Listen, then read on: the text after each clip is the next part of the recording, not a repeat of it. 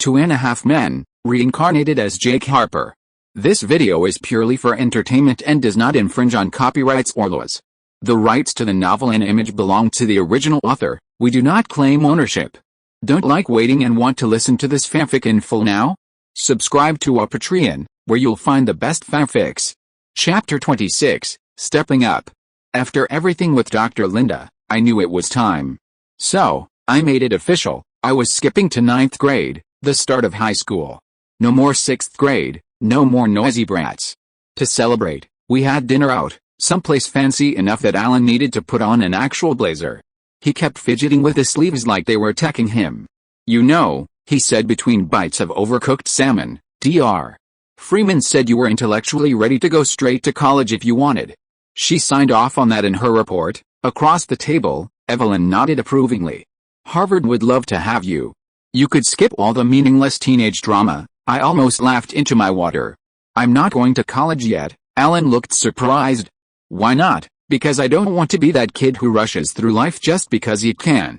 Besides, I told Dr. Freeman, I want a successful life, not just a fast one." I leaned back in my chair, watching Evelyn raise one perfectly plucked eyebrow.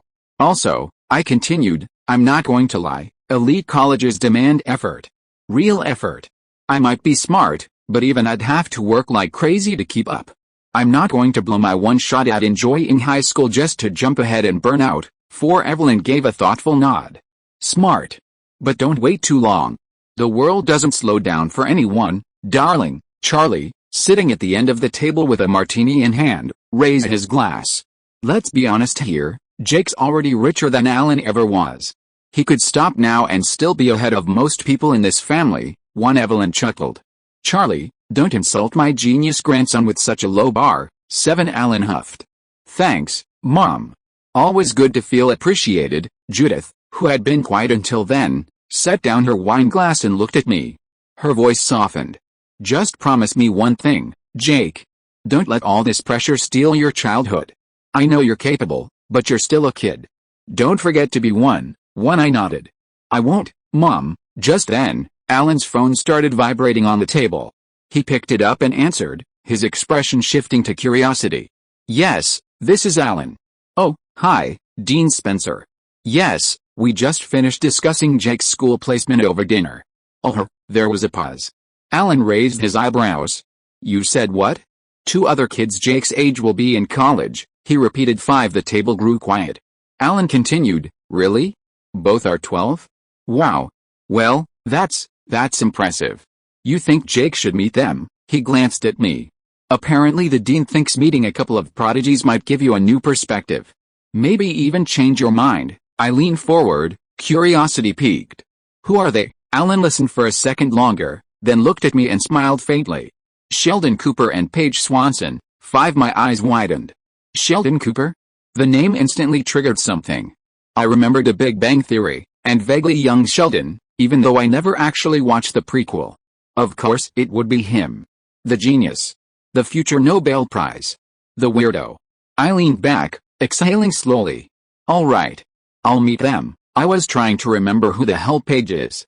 "I don't remember her in The Big Bang Theory too." Charlie raised an eyebrow. "Really? Thought you weren't looking to be swayed." "I'm not," I said. "But it's always good to know what you're turning down." Grandma smiled approvingly. "That's very mature of you. Which makes it even weirder that he's related to Alan." Alan sighed. "Can we not?" The next day, Dad drove me across Los Angeles to a quiet suburban neighborhood. The address belonged to Mary and George Cooper, Sheldon's parents. We were greeted at the door by a polite, smiling woman who introduced herself in a thick Texas accent. "Hi, you must be the Harpers. Come on in. Sheldon's upstairs in his room with Paige." Alan raised an eyebrow at that but said nothing. Mary led me to the stairs. "Just head on up. Second door on the right." I walked up, curious. When I reached the door, it was open just enough to hear voices. Statistically, the likelihood of a 10-year-old successfully managing a quantum entanglement equation is less than 0.02%, said a familiar nasally voice. "You're forgetting the subvariable shift on the third coefficient," Paige replied. I pushed the door open gently. Sheldon was scribbling furiously on a whiteboard covered in equations. Paige was sitting cross-legged on the floor, flipping through a quantum physics textbook like it was light reading. Both looked up as I entered. "Well," Paige said, smirking. "Took you long enough," Sheldon frowned. "You're late. But since punctuality isn't a consistent trait among California natives, I've decided not to hold it against you, this time." I raised an eyebrow. "Nice to see you too, Sheldon," I smirked. "Hey, I'm Jake Harper," I said, offering a handshake. "Paige Swanson," she replied with a smile, shaking my hand. Sheldon pointed at the board. "You may take a seat, preferably not near the window, as light reflection interferes with my calculations. We're currently debating the application of quantum coherence to next-gen computing systems." I glanced at the whiteboard. Equations danced across it like alien hieroglyphics. My eyes started to twist just trying to follow the flow. Oh, that's what true genius looks like, understanding just enough to know how much I didn't know. Then Sheldon suddenly straightened. "Now that you're here, I can give you the official tour." He walked to the far corner of the room, pointing like a docent at a museum exhibit. "Over here, we have my desk. This is my computer. That's my mouse. This is my printer. This is the paper that goes in the printer. This is a box of extra paper." I exchanged a glance with Paige, who looked like she was holding back a laugh. "And this," Sheldon said with a proud flourish, pointing to a photo in a small frame on the desk, "is my signed picture of Professor Proton. Limited edition. Laminated for preservation." I approached him and gave a light slap on the shoulder. Despite being the same age, I was a lot taller. "You are the most intelligent dumbass I've ever met," I said in a condescending tone. 6. Support link, https://www.p@trian.com/c/mhjr. Chapter 27, Geniuses. Sheldon froze at my words, blinking rapidly. "Excuse me," he said, genuinely offended. "There is a fundamental contradiction in the phrase most intelligent dumbass. It's a paradox. You cannot logically be both simultaneously." I turned toward Paige and shrugged. "See? Most intelligent dumbass." Paige burst into laughter, nearly tipping over from where she sat on the floor. Sheldon folded his arms. "Mockery is the lowest form of argument. I expected more from a fellow academic." "Yeah," I said, grinning. "But it's also the most fun," Paige added, still chuckling. "You'll get used to him. He takes everything literally, including sarcasm, which is a daily challenge." "I understand sarcasm," Sheldon interjected defensively. "I just find it a crude and unnecessary form of communication, which," I said, "makes you even more fun to mess with." Despite his indignation, Sheldon couldn't help the curious twitch of his mouth, like he was trying not to smile. "So," I said, leaning back in the chair again, "what's next on the genius agenda?" Sheldon lit up immediately. "Do you know how to play chess?" We brought out a board, and within minutes, we were locked into a game. Paige sat off to the side, watching. The match moved fast, Sheldon playing with confident speed, barely hesitating before each move. But he played like a kid. Smart, definitely. Calculating, sure. But overly aggressive. Predictable. He was used to playing people who got overwhelmed by his knowledge, not people who could actually read the board. Chess isn't just about raw IQ. Intelligence helps, no doubt, especially at the highest level. But strategy, patience, timing, and positioning, those matter just as much, maybe more. I remembered playing in college tournaments back in my past life. I wasn't a grandmaster or anything, but I knew how to beat a 12-year-old genius who thought 3 moves ahead and assumed no one else could do the same. 10 minutes later, I moved my queen into position. "Checkmate," I said casually. Sheldon's head jerked back like I had slapped him. "What?" Paige looked up from her tablet and smirked.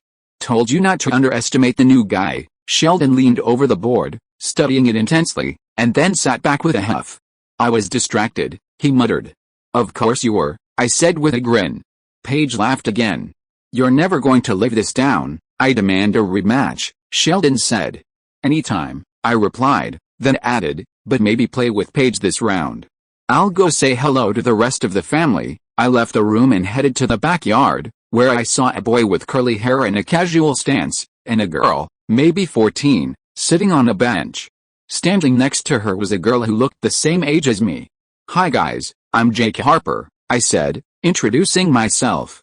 "Hey," said George Cooper, glancing over. "Shouldn't you be inside with the little geniuses?" 5 I shrugged. Nah, I'm good, Erica Swanson, said the older girl, offering a polite nod. Paige's sister, one Missy Cooper, added the other girl. Sheldon's twin, one really, I asked, raising a brow. Are you sure he's from this planet? I whispered, leaning closer to her. Missy burst out laughing, a bright, melodic sound that felt instantly rewarding. Trust me, she said. We ask ourselves the same thing every day. Missy tilted her head and asked, why do grown-ups always do this? They love sticking random kids together and expecting them to just become friends. I know. I hate that, Erica agreed, her tone dry. Fresh Prince was right, parents just don't understand, George chimed in. I love that song, said Erica with a smile. I had a cassette of it. But I recorded it off the radio, Missy said. You can hear Sheldon in the background, talking about Sir Isaac Newton. Erica rolled her eyes. My sister always talks about him, I don't know why. I think he's dead, my eye twitched. Isaac Newton, I thought. A few minutes later, George pulled out something from his backpack. Wanna blow up an old TV I found in the garage? He asked casually. Missy lit up. Absolutely, they invited me to join, and I figured, why not? We trekked around to the side yard where an ancient, dusty television stood next to a small firecracker set up. George frowned. We forgot the matches. I'll go get some, Missy said. I'll come with you, I added, figuring someone should be responsible. We walked back toward the house. As we rounded the side near the patio, we caught sight of Erica and George kissing. Missy stopped mid-step. Her eyes widened, and then she turned slowly toward me with a raised eyebrow. Maybe expecting we do the same thing. I looked at her, then at the scene again. My brain froze for a second. What the hell are these kids learning nowadays, I thought, then flinted her forward gently and muttered, you're only 12. Missy gave me a smirk, brushing her bangs back as if unbothered. Yes, and clearly the world's not waiting, I rolled my eyes. Can we just get the matches? We grabbed the box from the kitchen drawer and made our way back, trying to unsee what we'd seen. George and Erica had, thankfully, moved apart by the time we returned. George was fiddling with the firecracker again, trying to look very focused. Got the matches, Missy said flatly. Awesome, George said a little too quickly. We all took a few steps back as he lit the fuse. There was a quick spark, and then a loud pop, as the old TV erupted in a small explosion of sparks and plastic, sending the screen shattering inward. Missy clapped. That was awesome, totally worth the risk of getting grounded, George added, brushing some dust off his shirt. I stood there with my hands in my pockets, letting the smoke drift past me. It was kind of chaotic. A little dangerous. Definitely not how I pictured spending the afternoon with child prodigies. Amig, an older Sheldon Cooper voice narrates over a flashback sequence, and that was the moment I met the richest person on the planet. Cue a dramatic pause, as if expecting reverence. He wasn't particularly brilliant. In fact, he isn't now either. Sheldon gives his famous short, nasal laugh. But then he looked me right in the eyes and said, I could buy you a Hadron Collider, bro. Pause. And that, ladies and gentlemen, is how my moral compass was compromised in exchange for subatomic particles. 15. If you're listening to this novel on a channel other than Fanfic World, it means they downloaded and uploaded it without effort. We cordially invite you to visit our channel, Mundo Fanfic Novelis. There you'll find the original version of this story and you can explore many other novels of various genres. We're waiting for you to immerse yourself in a world of incredible novels. Chapter 28, Class Musical. After the impromptu demolition of the old TV, the smoke still lingering in the air, we stood in awkward silence for a beat. George looked way too pleased with himself. Erica was pretending like she hadn't just been caught kissing him, and Missy? She looked like she was trying to decide whether she was impressed or just mildly traumatized. Okay, I finally said. That was fun, Missy grinned. Totally worth it. Sheldon came storming out of the house just then, his hair slightly askew and arms stiff at his sides. Why did I hear an explosion? Did someone breach the perimeter? George pointed proudly. We blew up a TV, Sheldon blinked in horror. That was vintage technology. Relax, Missy said, it was already broken. Still, Sheldon muttered, shaken. That model had cathode ray tubes. You're all monsters. Paige strolled out behind him, smirking at the lingering smoke. Cool. Next time, invite me. I would have brought something better than firecrackers. Sheldon whipped around. How can you condone this barbaric destruction of historical electronics? There are museums that would have taken the television, or landfills, Missy said under her breath. From the patio, Alan stepped out, rubbing his temples. All right, Jake, he called, it's time to go. Say your goodbyes. I looked at the others and gave a small wave. Thanks for the chaos. See you next time, definitely, Missy said with a wink.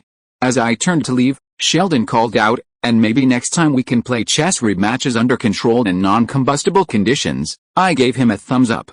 Sure. Alan opened the car door for me and muttered, I've never been more grateful you're my son. Was it the explosion or the lecture about cathode rays? I asked.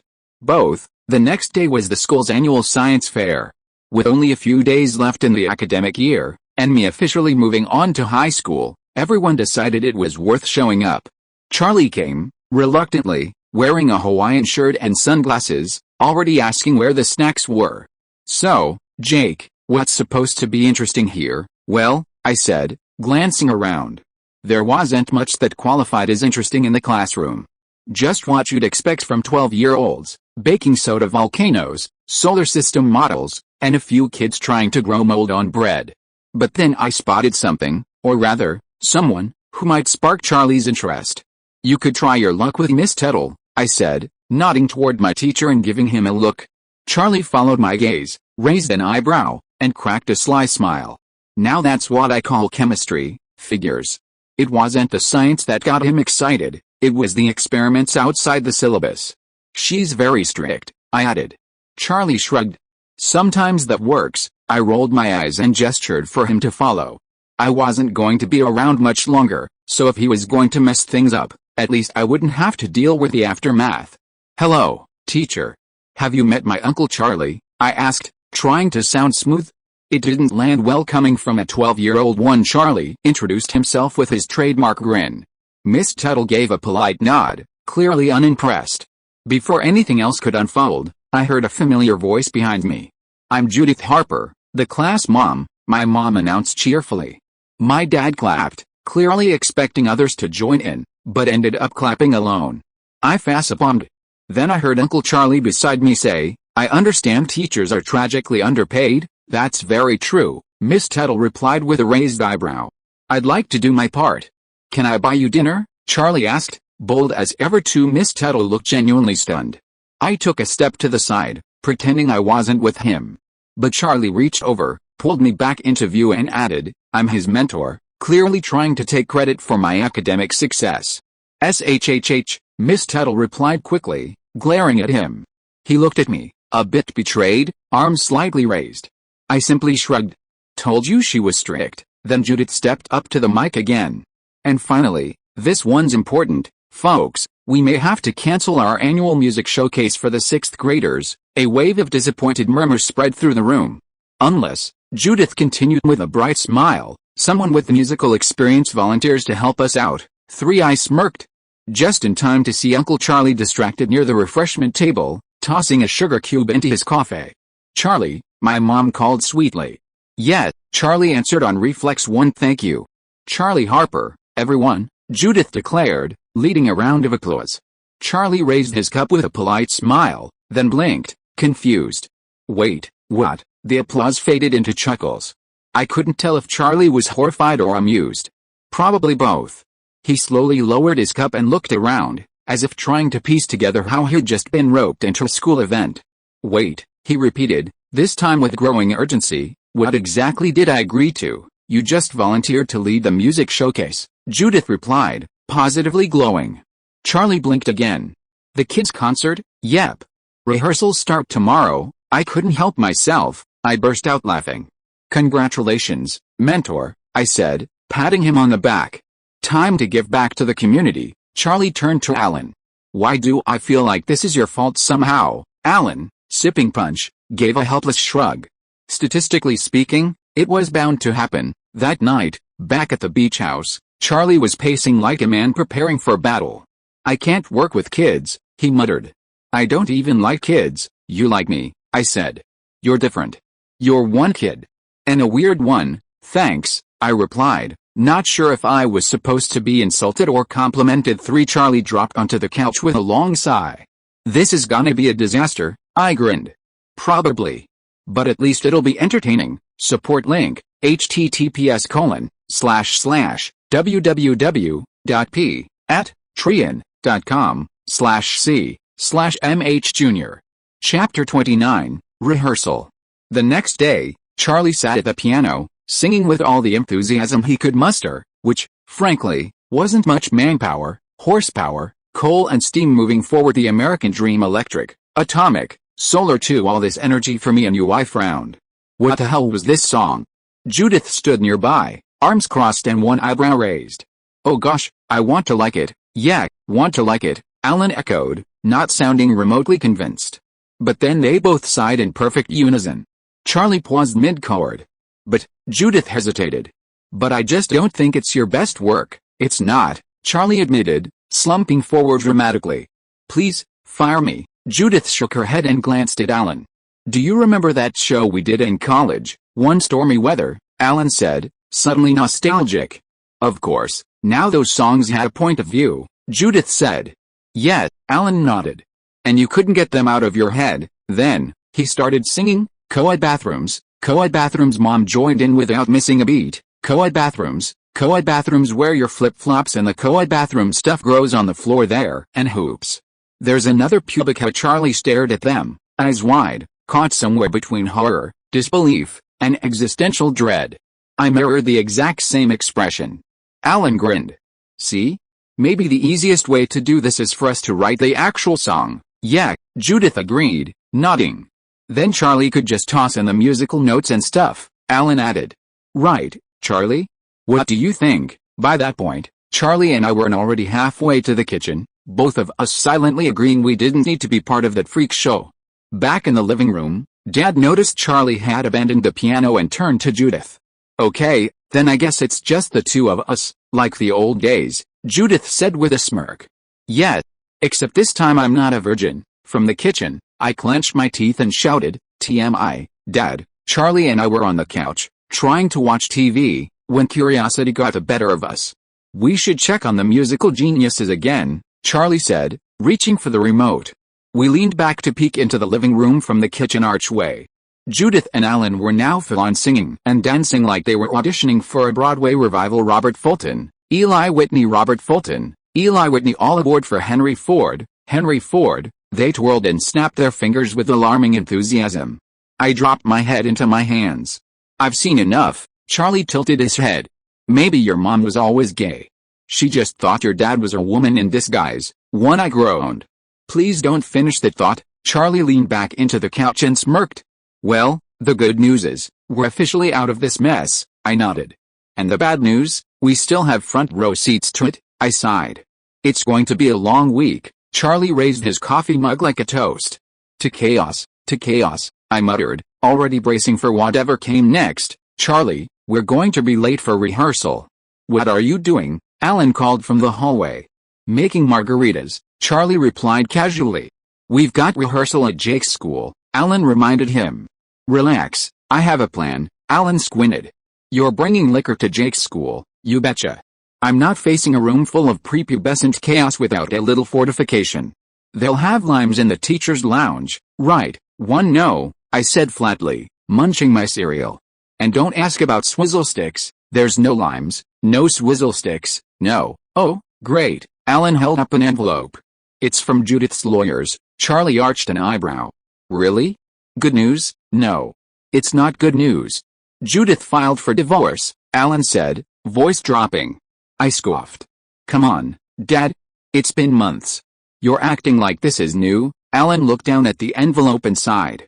I just thought we were having a good time. I shook my head, not wanting to get pulled into his delusions. I can't believe she blindsided me like this. So nice and friendly to my face, while her lawyers were scheming behind my back, Alan vented. Let me tell you something, Charlie. A woman who does that cannot be trusted. I walked ahead down the hallway, wanting no part in that rant. Maybe this divorce is a good thing, Charlie offered. Could give you both some space to figure things out. No. That would be playing right into her hands, Alan said stubbornly. Okay, Alan. Just don't make it worse, Charlie warned. Alan frowned. How could I possibly make it worse? He said, opening the rehearsal room door. One, let's find out, Charlie muttered with a smirk, stepping in behind him. One, okay, Everyone, we're going to have the girls on one side and the boys on the other, Mom announced to the class, trying to maintain some order in the chaos. Sure. Start splitting them up early. That's your answer for everything, isn't it? Alan said sarcastic. Excuse me, Judith exclaimed, her voice sharp with disbelief. Would Mrs. Plaintiff kindly meet Mr. Respondent in the hallway? Alan said, gesturing like a bailiff calling a courtroom to order. Watch the kids, we'll be right back, Judith said, already pulling Alan by the arm toward the hallway with the determination of someone dragging a guilty man to trial. Okay, Charlie said absent-mindedly, but then glanced at the swarm of kids and snapped to attention. Wait. Hold on a second, support link, https://www.p@patreon.com/c/mh Jr. Please give a review and Power Stone if you like the novel. Chapter 30, The Singing. Charlie stepped into the room with the energy of a man pretending he was anywhere else. The moment he saw the crowd of kids packed into the music room, his grin faltered into a tight, nervous smile. Wow, he muttered. So many small humans in one place. This is fine, he clapped his hands together weakly. Alright, Jake? Where's Jake? 3 different boys raised their hands eagerly. One eyeside, stepped forward from the back of the room, and muttered, of course my name had to be this common. Then I gave Uncle Charlie a smirk, watching the momentary panic cross his face. I strolled up beside him, still smirking. You were looking for this Jake? The original, some would say. Charlie looked at me, deadpan. You couldn't have just raised your hand like a normal person, where's the fun in that? I replied. He sighed. Alright, let's see if we can herd this chaos into something vaguely resembling music, but before he could turn back to the class, I raised my voice. Everybody, sit down. In perfect unison, the entire class dropped into their seats. Charlie's eyes widened slightly. Stand up, every student popped up instantly. Now roll, one without hesitation. They dropped and rolled across the floor like a perfectly choreographed wave. Charlie stared at them, then at me. He murmured, half impressed and half bewildered, Jake, you've got an army of obedient little gremlins, why would you even want to change schools? I shrugged.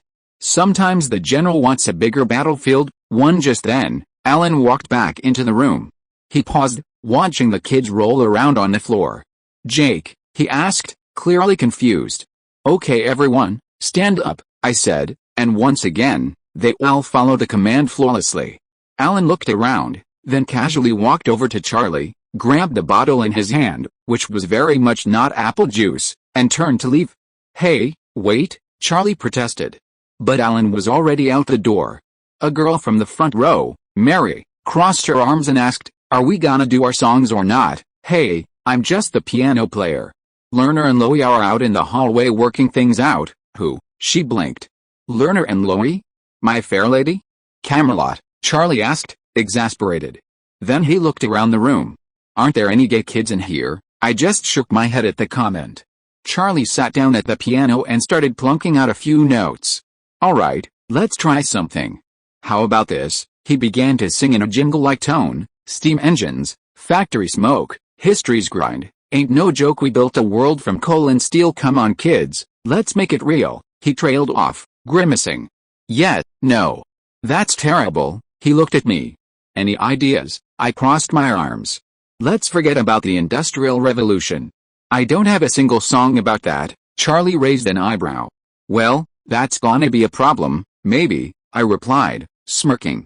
But I do have one that might satisfy the adults in the room. The day of the presentation arrived, and every student was dressed in white. The multipurpose room had been transformed with banners, streamers, and an anxious crowd of parents waiting in folding chairs. I walked onto the stage with calm confidence. We decided not to sing about the Industrial Revolution, I said into the mic, pausing for effect. Instead, we're singing about something that matters much more, friendship. A few parents exchanged looks. Intrigued. Someone whispered, well, that's unexpected. Another leaned in and muttered, let's see where this goes. Charlie gave me a small nod from behind the piano, then cracked his knuckles before placing his fingers on the keys. The first notes echoed gently through the room. I closed my eyes for a second and then began to sing, Count on Me, Bruno Mars. Oh oh oh, if you ever find yourself stuck in the middle of the sea, I'll sail the world to find you. If you ever find yourself lost in the dark and you can't see, I'll be the light to guide you. We find out what we're made of when we are called to help our friends in need. The audience fell silent, charmed and surprised. This wasn't a history lesson, it was heartfelt. A few parents nodded slowly, clearly touched. One mom whispered, "That's actually beautiful." Then the chorus came in, and the rest of the class joined me. You can count on me like 1, 2, 3, I'll be there, and I know when I need it. I can count on you like 4, 3, 2, and you'll be there, 'cause that's what friends are supposed to do. Oh, yeah, ulu, ulu, yeah, yeah. After the chorus, I took the lead again. If you're tossing and you're turning and you just can't fall asleep, I'll sing a song beside you, and if you ever forget how much you really mean to me, every day, I will remind you. Oh, we find out what we're made of when we are called to help our friends in need. The second chorus swelled. You can count on me like 1, 2, 3.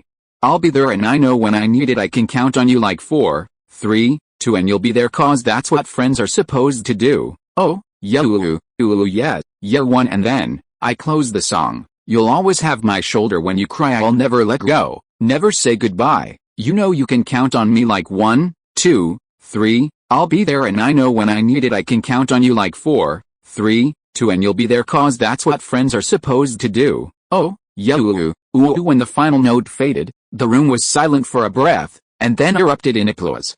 One dad actually stood up and clapped, prompting others to rise and follow suit. That, one parent said, wiping a tear from her eye, was something special. Charlie gave me a little smirk from behind the piano. Kids Got Style. Support link, https://www.p@patreon.com/c/mh Jr. Please give a review and Power Stone if you like the novel. Chapter 31. After the applause. As the applause settled, a small group of girls from my class came rushing over. "That was so cool, Jake," one of them said, eyes wide with admiration. "Yeah, you sang like a real pop star," added another, practically glowing. I gave a small nod and a polite smile, but under my breath, I muttered, "Do I have some kind of aura that attracts lawless?" 6. Just then, Uncle Charlie walked up with his signature smirk. "So," he said playfully, "are you planning to charm every 12-year-old girl in the city, or just the ones in your school district?" I gave him a dry look. "Hilarious," he chuckled. "I mean, I knew you had range, but you're starting to get fan mail from the swing set crowd. I need a new audience," I muttered. "Hey," Charlie shrugged. "Take the fans where you can get them." Before I could respond, Miss Tuttle approached with a warm smile. "Jake, that was a beautiful performance. Truly moving," she said. "You've got real talent." "Thanks, Miss Tuttle," I replied. Then she turned to Charlie. "And you're excellent on the piano." Charlie flashed his trademark grin. "I try to keep up with the prodigy here," Miss Tuttle chuckled, then slipped a folded note into Charlie's hand. "If that dinner offer still stands," she said with a playful glint in her eyes, "give me a call." 6. Charlie looked down at the note, then back at her with a sly grin. She winked and walked away, leaving him blinking in pleasant surprise. "Oh, Uncle Charlie's gonna get laid?" I teased. "One Jake," Alan said, shocked and clearly disapproving. "Hey, I'm just pointing out the obvious. If you want to scold someone, scold Uncle Charlie," I said, shrugging in self-defense. Charlie folded the note with a satisfied grin and slipped it into his pocket. "I love parent-teacher night," Alan rolled his eyes. "It wasn't even your kid performing." "Details, Alan," Charlie said breezily. "Details?" I shook my head. "Can we just go before you hit on the PTA president too?" Charlie grinned wider. "Too late," Alan groaned. "Let's go." Outside, the sun had dipped just enough to cast long shadows over the parking lot. Parents chatted in clusters, kids chased each other between cars, and Charlie took a sip from a bottle, one that definitely wasn't filled with water. "Great job in there, buddy," Alan said as we walked toward the car. "You really took the spotlight," I nodded. "Thanks. I was worried it might come off too cheesy," Charlie snorted. "Kid, if I had $1 for every time I sold a cheesy jingle and cashed a check, I'd have, well, exactly as much money as I already do." Alan turned back to me. "Seriously though, I know we tease, but that was special." I glanced over at him, surprised by the sincerity in his voice. "Thanks, Dad." As Alan pulled out of the school parking lot and we headed toward the car, I remembered that Dad had recently bought Uncle Charlie's old Jaguar, since Dad's Porsche only had room for 2. Uncle Charlie, of course, had upgraded to a Mercedes. The car was quiet for a few minutes, Windows down, warm air blowing through. I leaned back, letting the night breeze cool my face. I think I'm gonna miss this place, I said softly. You're not even gone yet, Alan replied. Yeah, but it's weird. When you know something's ending, it starts feeling different. More valuable, Charlie nodded thoughtfully. The nostalgia starts before the farewell. That's how you know you're getting older, too. I'm 12. I reminded him. Still counts, he said, taking another sip. After a few days, the house smelled like fresh coffee, toasted bagels, and sunscreen, which could only mean one thing: summer vacation. Alan sat at the kitchen table with his laptop open, scrolling through travel sites, while Charlie sipped a mimosa like it was already the weekend. So, Jake, Alan said, looking up, since you've officially wrapped up the school year and, well, leveled up academically, we thought you deserved a proper celebration. I was thinking. Barbados. I blinked. Barbados? Seriously? Charlie nodded. Sun, beach, drinks and coconuts. What's not to like? I paused, thinking. I'd never been to Barbados before, and as one of the most famous Caribbean islands, it had to be gorgeous. All right, I said, hiding a small grin. I'm listening. Alan tapped something into his laptop. Flights are open next week. We could go for 10 days, maybe more if you're up for it. I'm definitely up for it, I said. Alan hesitated a beat. There's just one thing. Mom wants to come too? I raised an eyebrow. My mom or your mom? Charlie, without missing a beat, muttered. Does it matter? Alan sighed, clearly uncomfortable. Well, both. Charlie chuckled and leaned back in his chair, voice dripping with sarcasm. Fantastic. A tropical island getaway with not one, but 2 hurricanes in heels. Then he turned to Alan. Why would you even tell them about the trip? Alan raised his hands in surrender. They both didn't want to be left out of Jake's big vacation. What was I supposed to do? Charlie scoffed. If I remember correctly, our mother used to pray for vacations without us. She shipped us to camp every summer just to enjoy a martini in silence. One eye leaned forward, grinning. Yeah, well, you weren't exactly people she could brag about at brunch or making her win millions. One Charlie just gave me a look. Support link, https://www.p@trian.com/c/mh Jr. Please give a review and Power Stone if you like the novel. Chapter 32, Off to Barbados, eventually. The day of the trip finally arrived. The house buzzed with a kind of chaotic energy as everyone scrambled to get ready. Suitcases were being zipped shut, passports double-checked. I was the first one fully packed and dressed, sitting on the couch with my backpack already slung over my shoulder. Let's go already, I said, watching Alan shuffle between the living room and kitchen for the 3rd time. Jake, we can't leave until your mother gets here, Alan said, trying to zip up his overstuffed suitcase. She insisted on driving to the airport together, because nothing says vacation like shared awkward silences, Charlie added, waltzing into the room in a Hawaiian shirt and sandals. Who's ready for paradise? Alan raised an eyebrow at Charlie's outfit. You do remember we're going to New York first, right? Yeah, Uncle Charlie, I said, pointing at Dad. We already have Dad to embarrass us. Let's not double down. It wasn't a direct flight to Barbados. That part was my idea. Before heading to the Caribbean, we were stopping in New York City for 6 days. I'd never visited in my past life, and I wasn't going to miss the chance now.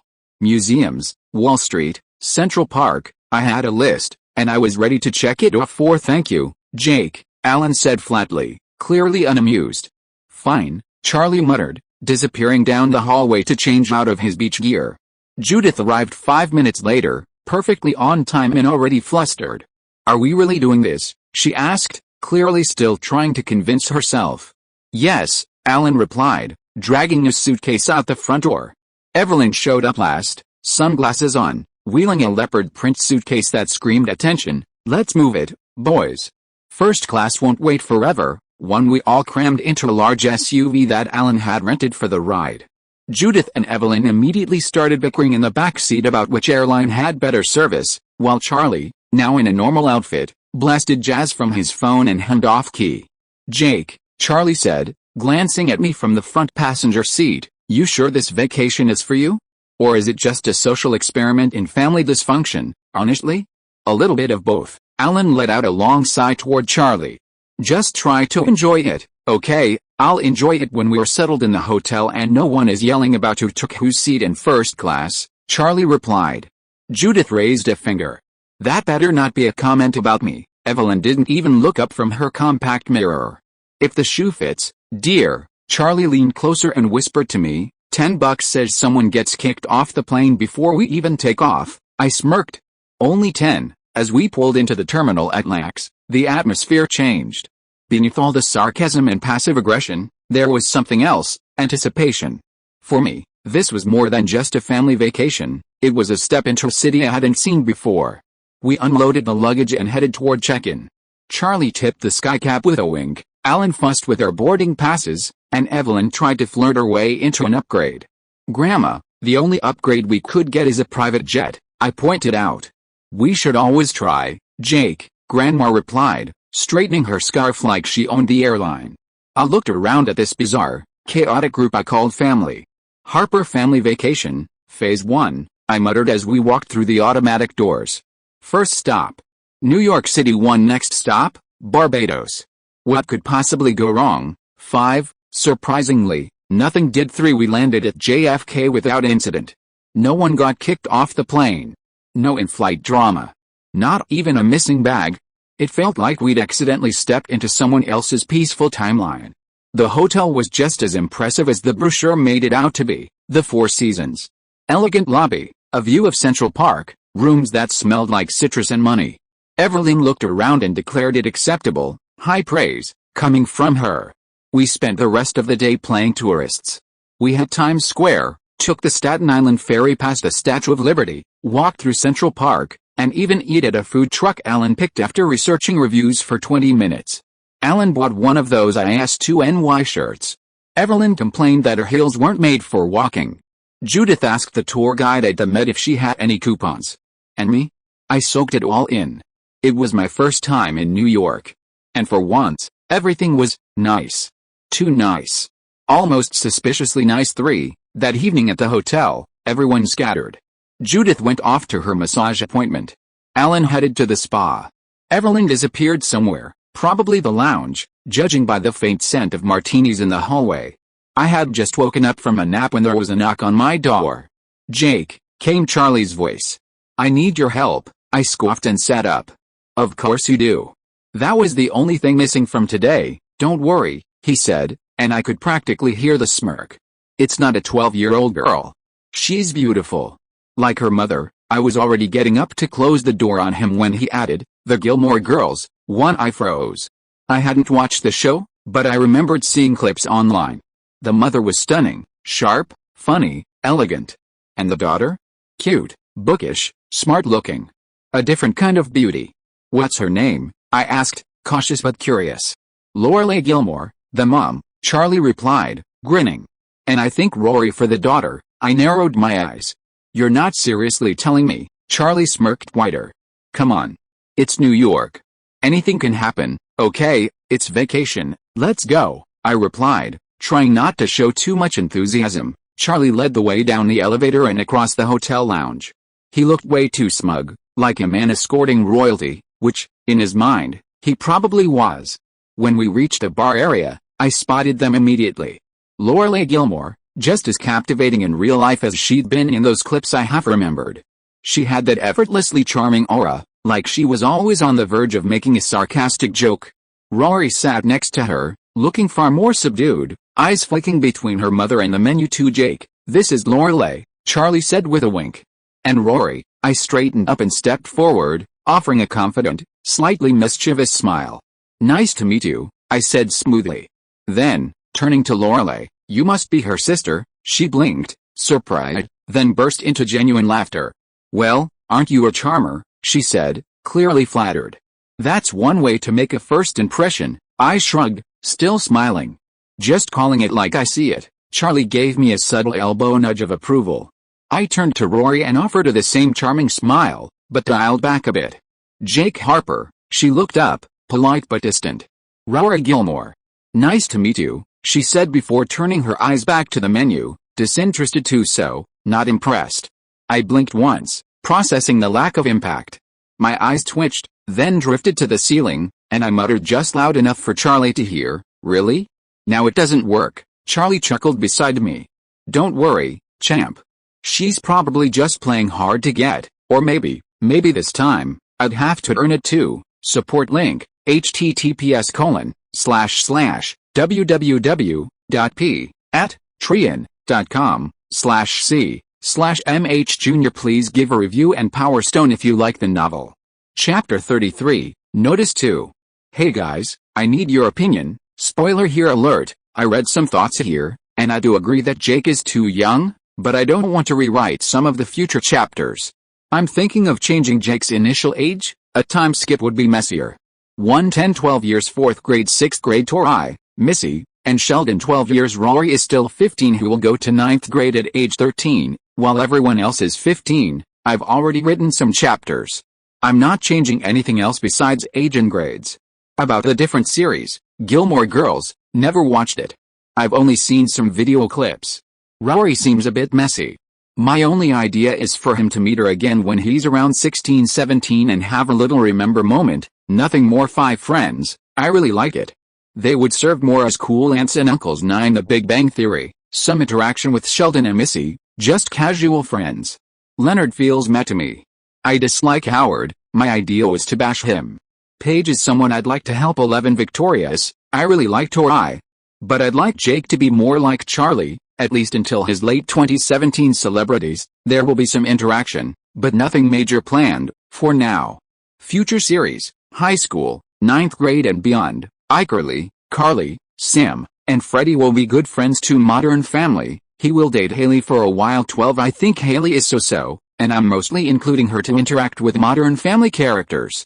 He won't get emotionally involved with her, just a normal teen relationship 3 other shows or movies. They will come and go 1 other thoughts, just ideas, I want someone to be the CEO of whose companies.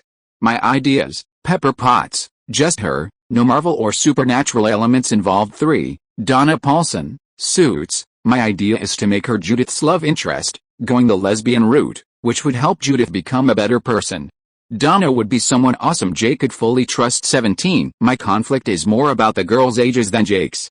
But I believe that making him older would make things much easier to write 3. I'm writing this novel for myself, and I'm still doing it.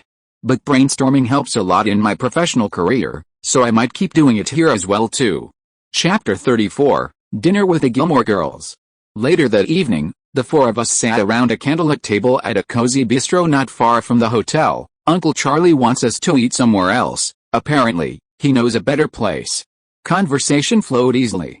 Lorelai and Charlie were practically trading punchlines, their energy bouncing off each other like a sitcom script. Lorelai leaned toward Charlie with a smirk. We were originally here with my parents, she said. But they decided to do the old couple routine tonight and take a carriage ride through the park. Charlie grinned. So, you got ditched, she laughed. Bay silly.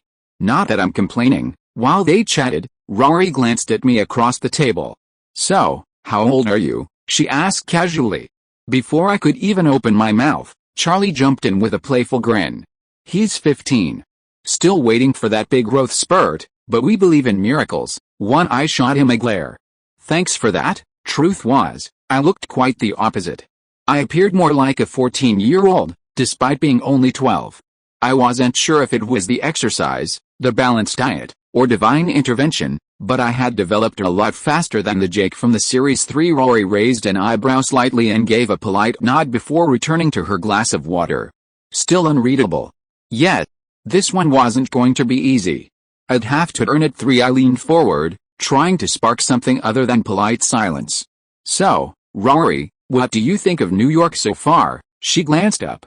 It's big, loud, different, sounds like someone's writing a haiku, I teased lightly. She actually cracked the tiniest smile, then quickly hid it behind her glass. I guess I'm more of a Stars Hollow kind of person, I get that. I live in Malibu, I said, leaning back. So I guess I'm contractually obligated to like sun, sand, and light. Family dysfunction, Charlie snorted. Lorelai raised her glass. Here's to light dysfunction, better than the heavy kind, I added with a grin. There was a lull, but it wasn't uncomfortable. I caught Rory glancing at me again, this time with a bit more curiosity. Maybe this night wasn't a lost cause after all. I leaned in slightly. So, what do you want to do? I mean, long-term. College? Career? Rory hesitated for a second, then met my eyes. I want to be a journalist. Foreign correspondent, maybe. Cover real stories. Go places. I nodded.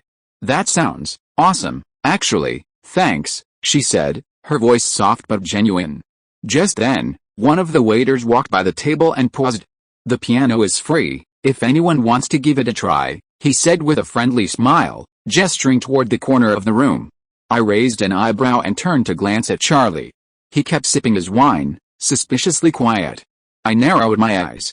No way that was a coincidence too. Of course, Charlie picked this place knowing there was a piano. It had his fingerprints all over it, like some sitcom producer lining up the perfect cue. I shook my head and smirked. Uncle Charlie, I muttered with a tone of amused approval. I'll do it, I said, standing up. Wow, you know how to play the piano? Lorelei asked, clearly intrigued. I could see that Rory looked curious too, leaning forward just slightly. Well, I try, I said with a smirk. Then I turned to the waiter and added, could you set up a mic too? The waiter nodded. Of course. I'll have it ready in just a minute. I made my way over to the small stage in the corner of the restaurant, adjusting the mic stand as I took my seat at the piano. I ran my fingers lightly over the keys, feeling the familiar texture beneath my hands. Then I leaned toward the mic. This song was originally written as a duet, I said, glancing back at the table. But tonight, I'm going solo, I started to sing, looking directly at Rory. Shallow, Lady Gaga, tell me something, girl, are you happy in this modern world? Or do you need more? Is there something else you're searching for? 3 I'm falling, in all the good times I find myself longing for change, and in the bad times, I fear myself. Lorelei leaned in slightly toward Charlie, watching the stage. Okay, that's impressive, she whispered. Charlie smirked, eyes on me. Told you the kid had talent, tell me something, girl, aren't you tired trying to fill that void? Or do you need more? Ain't it hard keeping it so hardcore? I'm falling. In all the good times I find myself longing for change, and in the bad times, I fear myself. Rory was no longer just politely listening. She leaned in closer, eyes fixed on me, her expression unreadable, but clearly captivated. I gathered all the power in my voice and delivered the next verse with full emotion. I'm off the deep end, watch as I dive in. I'll never meet the ground, crash through the surface, where they can't hurt us. We're far from the shallow, now in the shallow, shallow in the shallow, shallow in the shallow, shallow. We're far from the shallow now. The room had gone quiet. All eyes were on the piano. And in that moment, I wasn't just Jake Harper, the smart kid with a sarcastic uncle. I was the show one. I'm off the deep end, watch as I dive in. I'll never meet the ground, crash through the surface, where they can't hurt us. We're far from the shallow now in the shallow, shallow in the shallow, shallow in the shallow, shallow. We're far from the shallow now. Everyone in the restaurant stood up and applauded. I looked toward Rory. She seemed smitten. One eye smirked. Support link, https://www.p@patreon.com/c/mh Jr. Please give a review and Power Stone if you like the novel. If you're listening to this novel on a channel other than Fanfic World, it means they downloaded and uploaded it without effort. We cordially invite you to visit our channel, Mundo Fanfic Novelis. There you'll find the original version of this story, and you can explore many other novels of various genres. We're waiting for you to immerse yourself in a world of incredible novels. Chapter 35, Bold Moves. After the applause finally died down, Charlie paid the bill and turned to us with a grin. Lorelei and I are going to take a little walk, he said casually. This place stays open late, and the night's still young. I gave him a knowing nod. Have fun, too. Rory and I found a quiet couch near the back of the restaurant, away from the crowd. We sat down, side by side, the buzz of the dining room fading into background noise. The soft hum of conversation and clinking glasses made the moment feel strangely intimate. That was really good, Rory said, turning toward me. Her eyes were warmer now, more open. You've got a great voice. And was an incredible music one. Thanks, I said. You didn't seem too impressed at first, she shrugged with a smirk. I was reserving judgment. You kind of surprised me. Good. I like surprising people. We sat in silence for a few seconds, just letting the moment breathe. So, I said, turning toward her, you really want to be a journalist? Yeah, she nodded. Always have. I want to write things that matter. Stuff people remember. That's pretty amazing, I said. And I believe you'll do it, She looked at me, eyes searching. "You're kind of hard to figure out, you know," I smiled. "Good. Makes life more interesting." We were close now.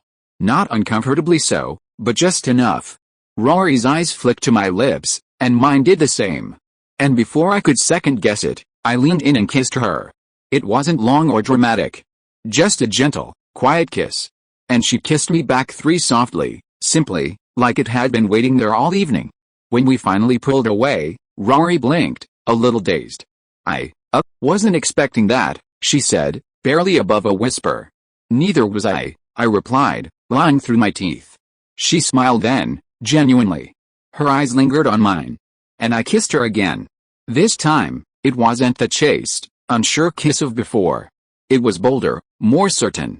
Her hand found mine, and the world beyond that couch seemed to fade.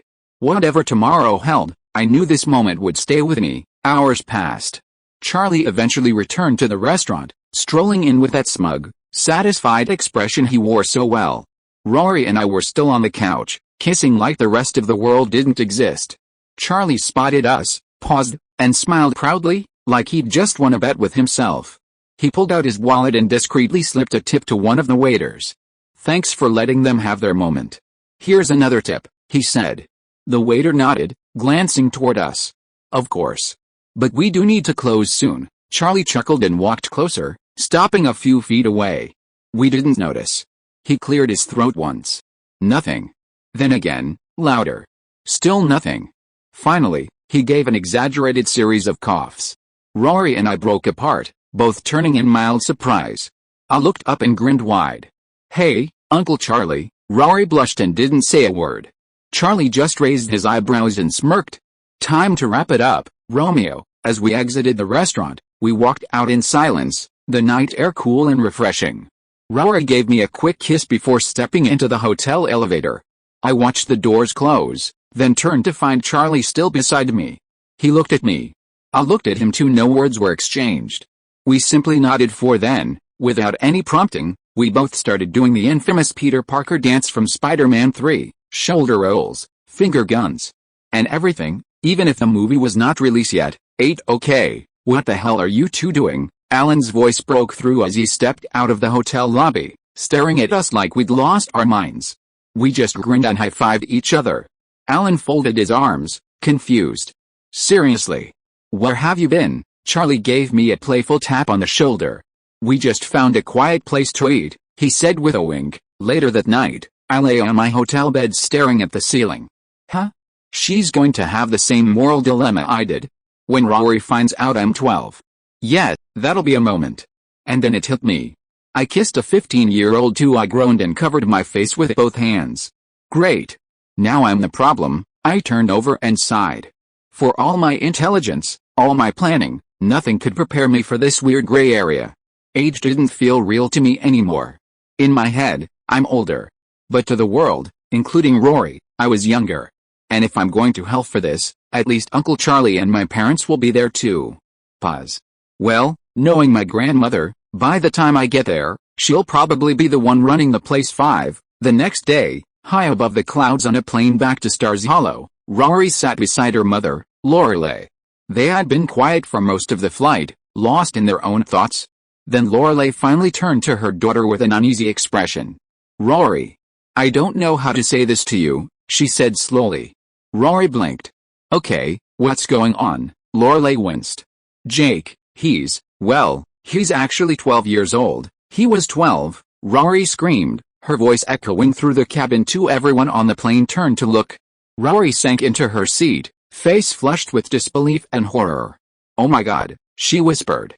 "I kissed a 12-year-old. 5, support link, https://www.p@trian.com/c/mh Jr. Please give a review and Power Stone if you like the novel. Chapter 36, The City That Never Judges, hopefully. After the chaos on the plane and whatever emotional tornado Rory was currently riding back to Stars Hollow, things felt a bit calmer on our end. We were back to enjoying our final days in New York City. The next morning, we all headed out to explore more of Manhattan. Evelyn had taken the liberty of booking a private city tour, one of those open-top buses. She insisted we see the important stuff before heading off to Barbados.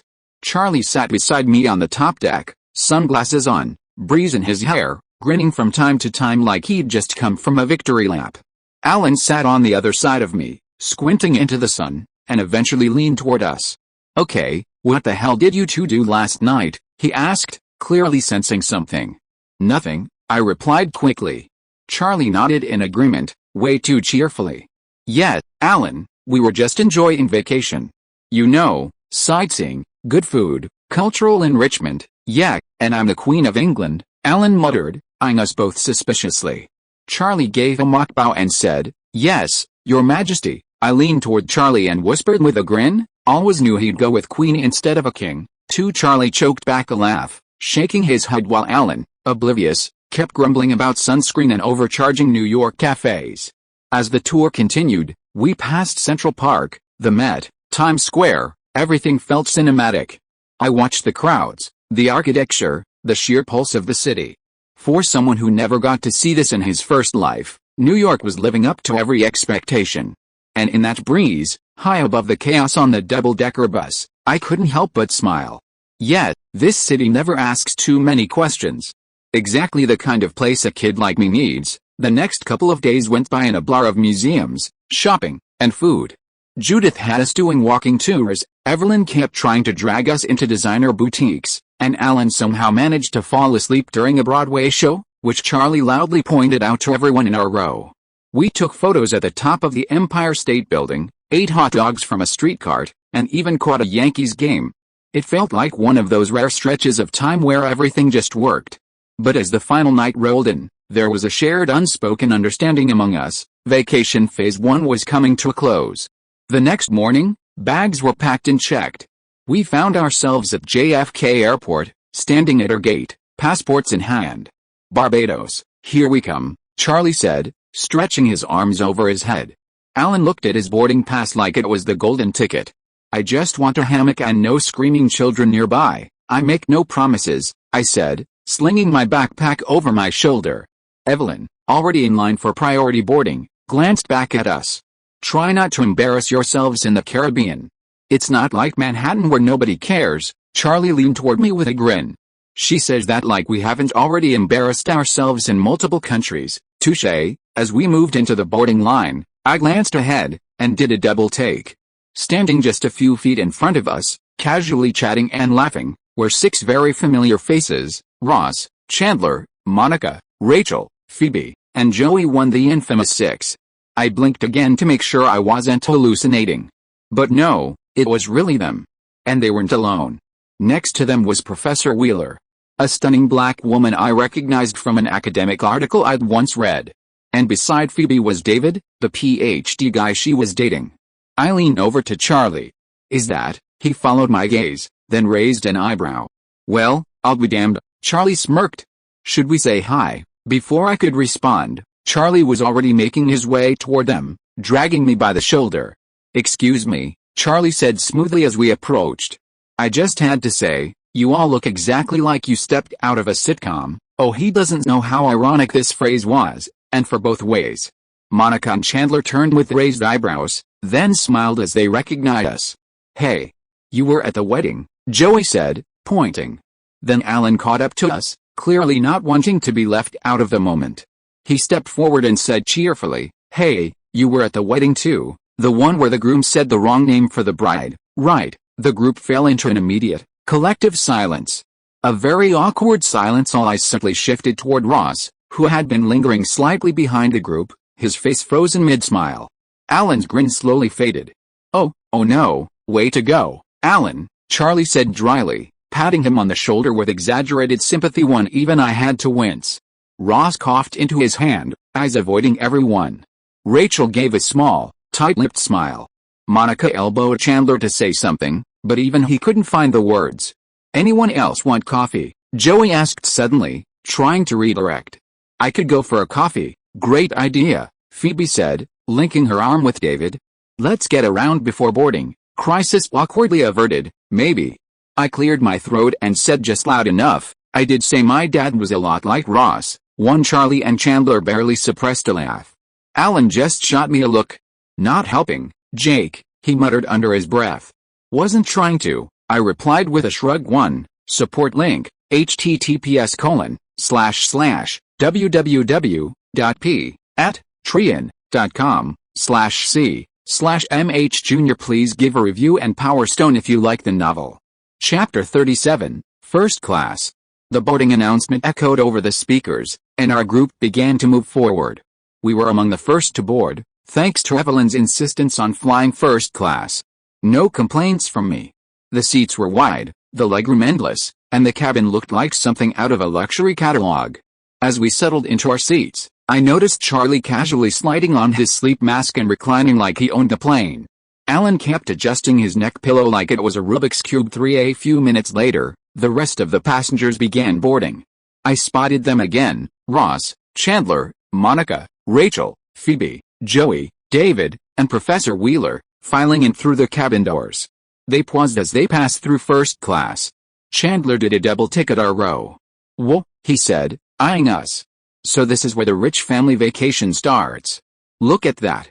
They've got a 12-year-old in first class, and I'm still waiting to hit my frequent flyer miles." Joey leaned over to Chandler and whispered, "Do you think they have caviar snacks up here?" Charlie lifted his sleep mask just in time to smirk. "Depends. Want to trade your peanuts for champagne?" Chandler raised a brow. "Tempting. But I don't think they'd let me back here after my last minibar incident." Monica rolled her eyes and pulled him by the sleeve. "Come on. Let the rich kids enjoy their legroom." Rachel offered me a friendly wave.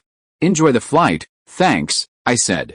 "I'll try not to spill my sparkling water on the leather." As they moved to the back of the plane, Charlie turned to me with a satisfied sigh. "First class really does bring out the envy in people," Alan grumbled under his breath. "Still can't believe Mom paid for this. Dad can be cheap for no reason. We could easily afford to fly only first class." "I thought she didn't," Charlie said, popping an olive into his mouth. "Jake did." Alan looked at me with wide eyes. "Wait, you paid for this?" I shrugged. "Consider it a small investment in family morale." Charlie raised his glass. "To the richest 12-year-old I know." I clinked his glass with my ginger ale. "To flying above our problems, in style." As I took a sip, I couldn't help but think how this whole trip was funded by a bet. A single bet.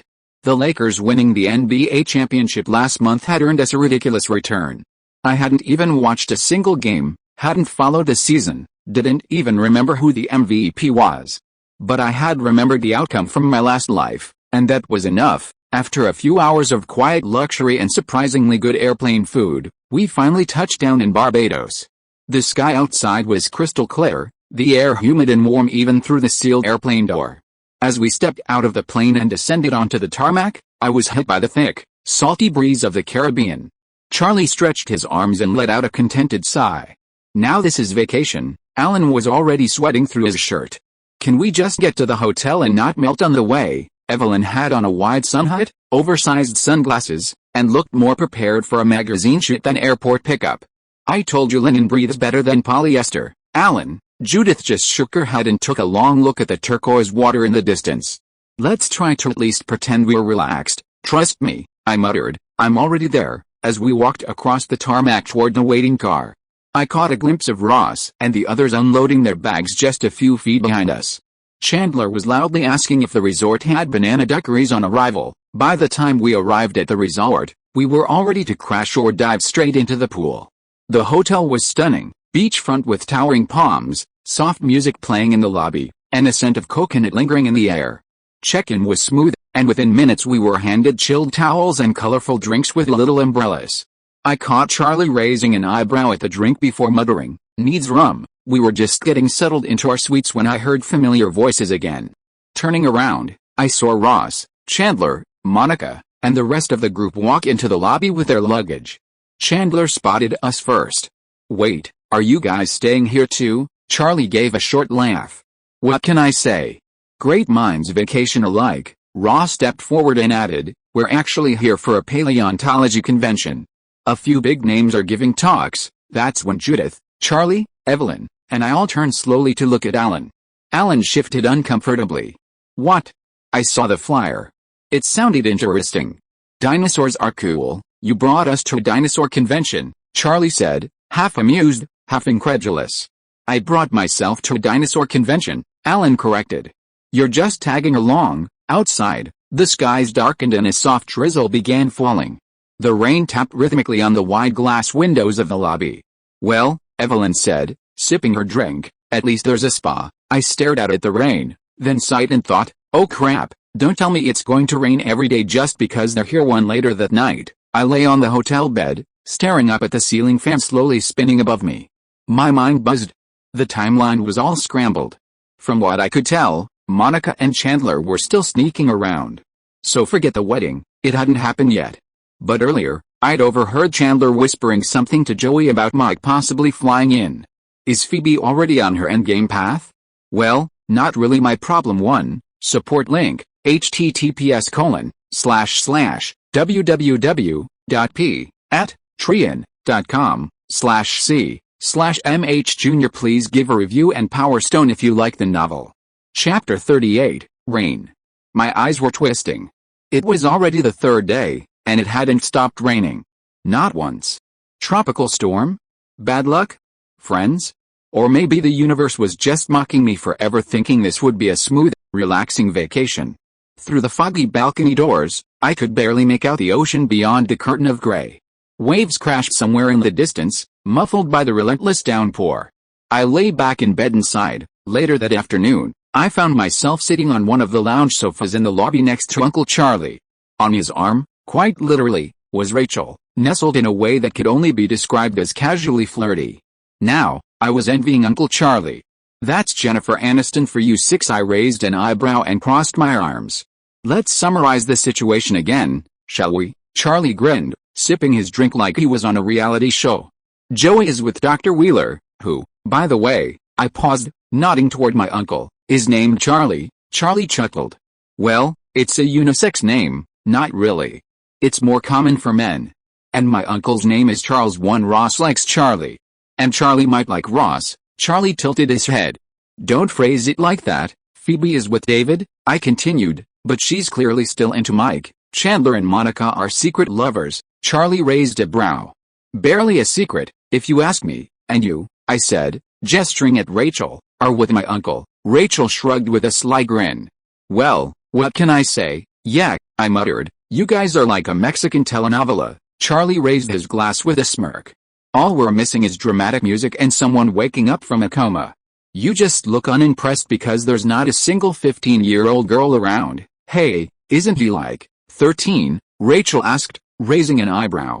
I'm 12, I said flatly. Wait, I've been gossiping all this to 12-year-old. Rachel blinked, suddenly looking a bit more sober. I gave her a look. It wouldn't be okay even if I were 13. Charlie laughed and stood up, stretching his arms. Well, I think I've earned another pina colada. Rachel followed him with her eyes, smiling. Make it 2. I stayed seated, staring out the rain-speckled window. The Caribbean vacation was slowly turning into a bottle episode of everyone's unresolved drama. If I didn't know better, I'd swear I was trapped in a crossover sitcom special. And worst of all, the forecast still showed rain for the rest of the week. Fantastic. A few minutes later, Rachel returned with a drink in hand and plopped back down beside me. Okay, your turn, she said, swirling the straw through her glass. Tell me everything. I blinked. Everything, come on, she said, nudging me lightly. You clearly know all our drama. I want the scoop on you now. I gave her a deadpan look. I'm 12, Rachel laughed. When I was 12, she trailed off, blinking. Oh yeah. Not really much going on when you're 12. Just then, Charlie returned with the drinks, handing one to Rachel and settling in beside us. Yeah, she was having 2 drinks. Don't say that, he said with a grin. Jake here is different. From what I've seen, he's already got at least 4 girls who like him, I groaned. Charlie continued, and that's just the ones we know. The rest are backstage girls whose names never made it into the script. Rachel gave me a look of amused curiosity. 4 girls, huh? I sighed and took a sip of my juice. Can we go back to talking about you guys now? Nope, Rachel said, leaning in with a playful smirk. Come on, tell me who they are. You can't just drop a number like 4 and not give details. Charlie nodded, egging her on. Yeah, Jake. Name names. Let's turn this into a proper expose. I looked between the 2 of them, then rolled my eyes. Fine, but if this gets back to any of them, I'm blaming both of you. Rachel raised her hand like she was swearing into court.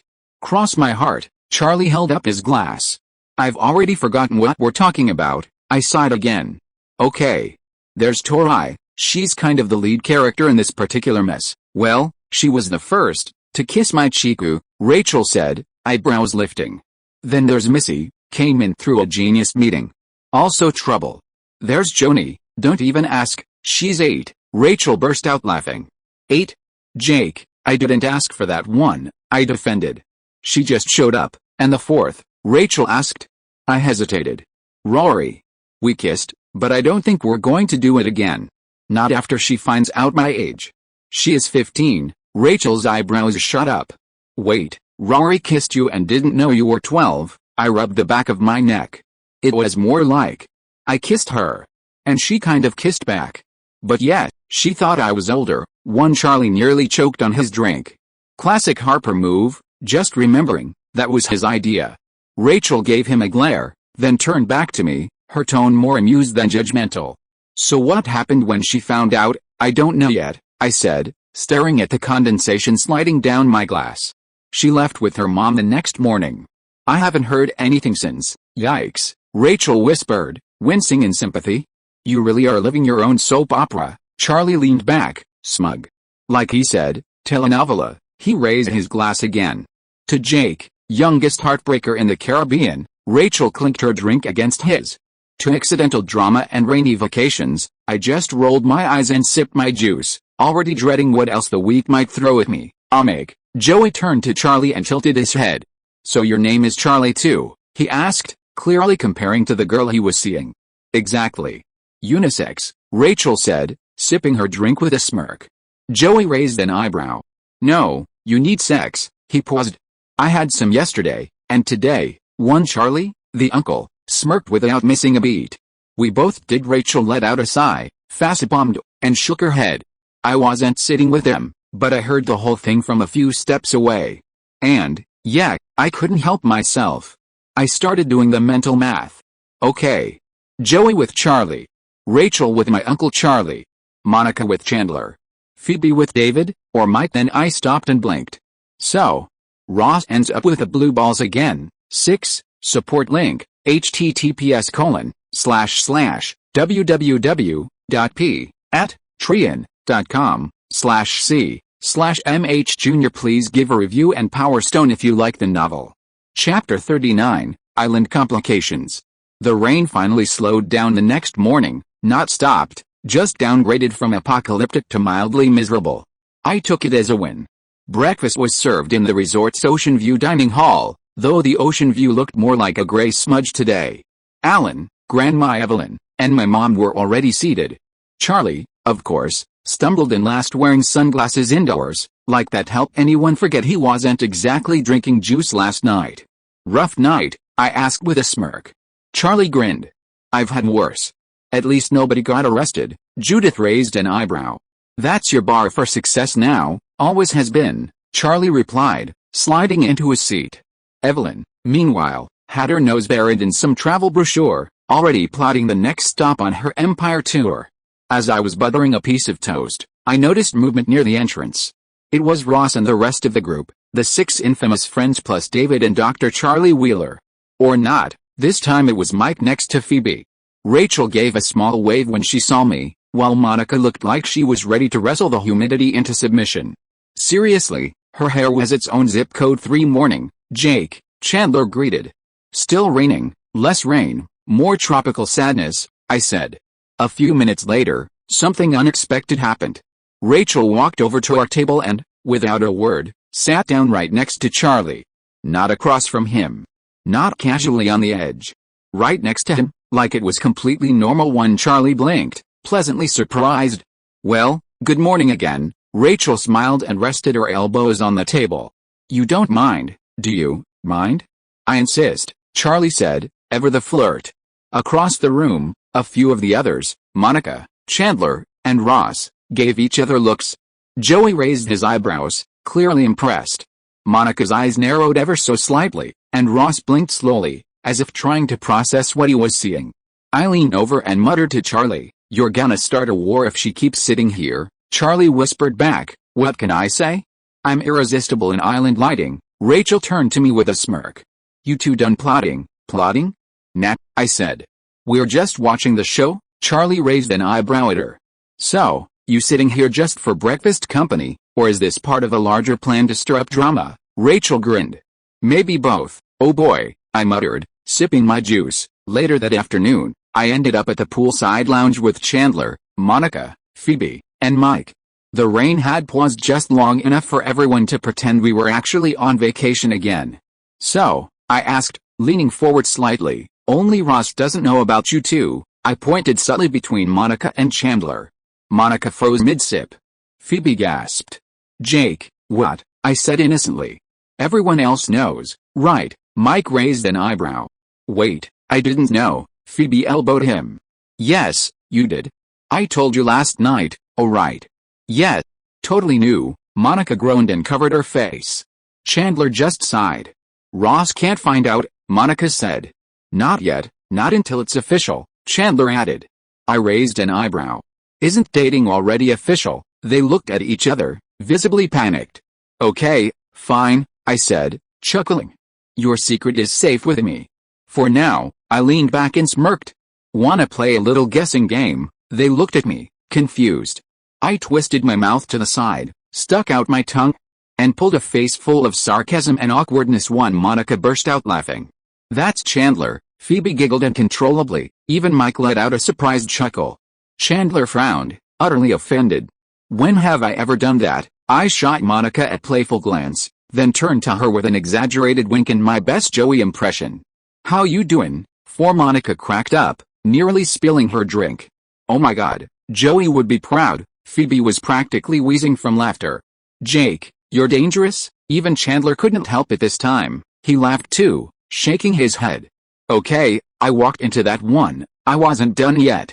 Putting on my most neurotic expression, I wrung my hands together and said in a high-pitched voice, I need to wash the toilet 17 times a day, even if people are still on it. That's Monica, exclaimed Phoebe while crying out loud. Chandler fell off his lounge chair, laughing uncontrollably. Monica just gave him a long, unimpressed stare. That's not funny, she said, but the corner of her mouth was twitching. Phoebe was doubled over, and even Mike had to wipe his eyes. Then I sat up straighter and adjusted my imaginary glasses. I dropped my voice into nerdy drone. Well, actually, the Mesozoic era is divided into 3 periods, Triassic, Jurassic, and Cretaceous. Which, coincidentally, are also the stages of my dating life. Chandler let out a snort. Monica choked on her drink. Phoebe started clapping. That's Ross, Mike said between laughs. I continued in the same tone, and don't even get me started on the sedimentary rock formations in southern Patagonia. Fascinating, Jake, you're killing us, Chandler said as he stood up to sit properly again. I leaned back dramatically, placed a hand over my chest, and exclaimed in mock agony, oh my god, I love Ross. I hate Ross. I love Ross. I hate Ross. That's Rachel, Monica said, practically falling apart from laughter. The entire group collapsed into laughter once more, tears rolling down cheeks, drinks forgotten. Still chuckling and catching my breath, I turned to Phoebe and Mike.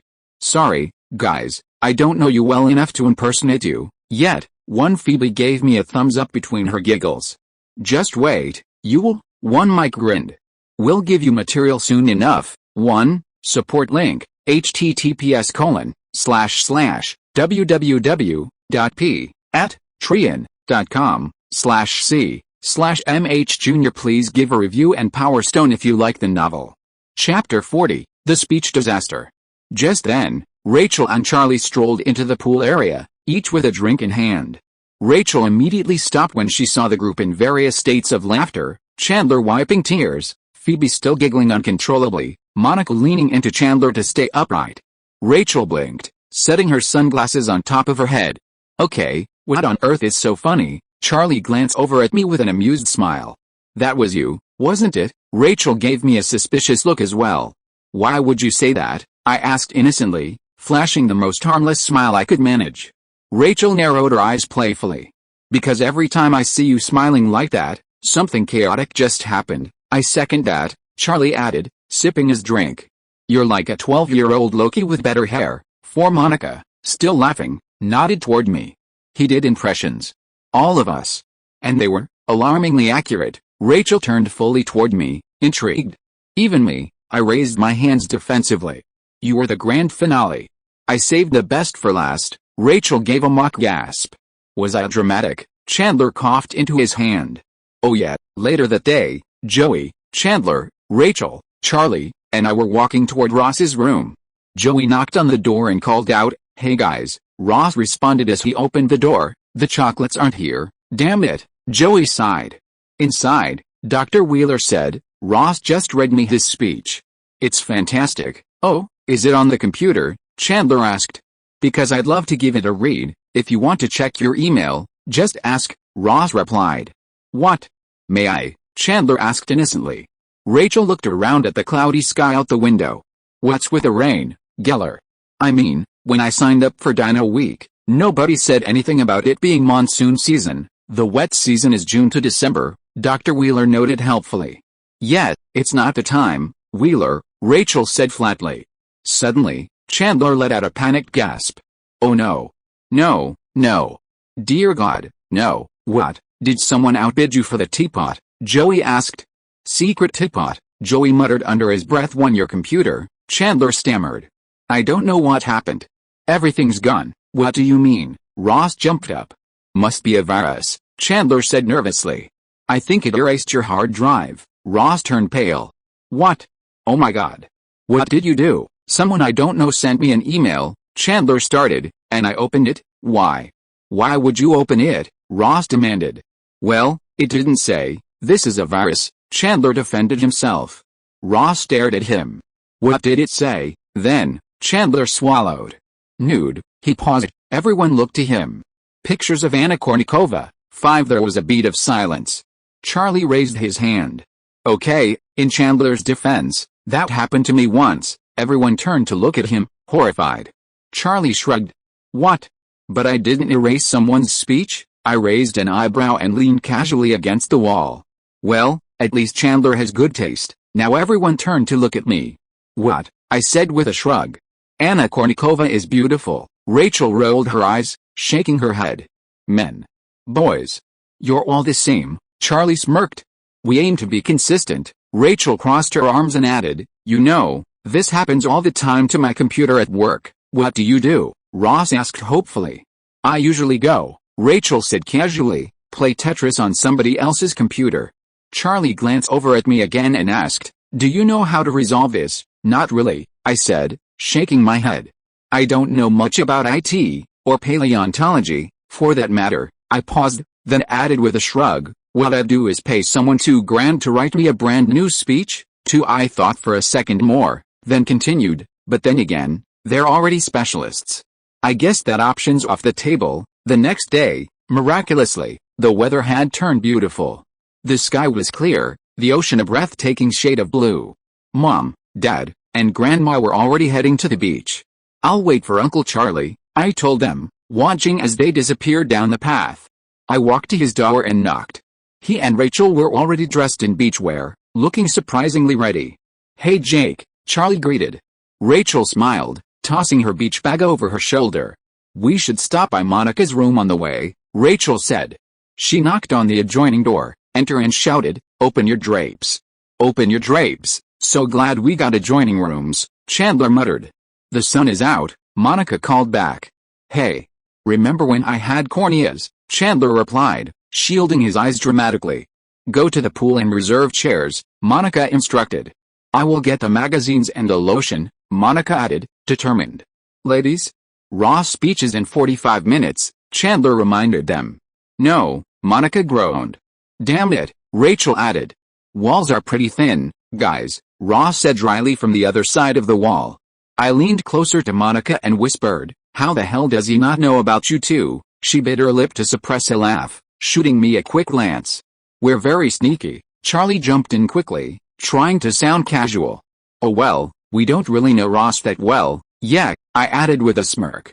"We just went to his wedding, that's all." One Charlie chuckled. "We should get going. Even Alan's already there." He was right. Dad had been one of the most excited to attend those dinosaur lectures. But today, when the sun goes up, He was one of the first to go to the beach. Rachel and Monica exchanged looks, clearly envious as they watched us prepare to leave. But just as we reached for the door handle to step outside, the sky suddenly darkened, and the sound of heavy rain hiding the windows followed a beat later. "You've got to be kidding me," I muttered too. Support link, https://www.p@trian.com/c/mh Jr. Please give a review and Power Stone if you like the novel. Chapter 41, A Stormy Detour. We all stood frozen by the door, watching the rain slam against the windows like an angry tide. Rachel let out an exasperated sigh and threw her hands up. "I swear, this island has a personal vendetta against fun," she muttered. Charlie stepped back from the door, shaking his head. "We were this close to a perfect beach day," Monica mumbled something under her breath as she headed toward the mini fridge. "If we're stuck inside, we might as well hydrate and snack like it's summer." Rachel collapsed onto the edge of the bed.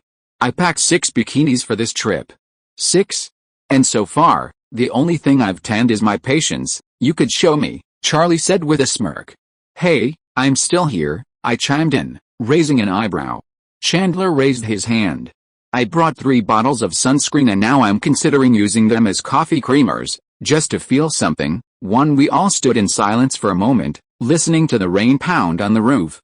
Charlie sighed and clapped his hands once. "Well, looks like we're doing some learning today," Rachel groaned. "You know I didn't come here for paleontology." "Who did?" I mumbled. Charlie gave me a playful smirk.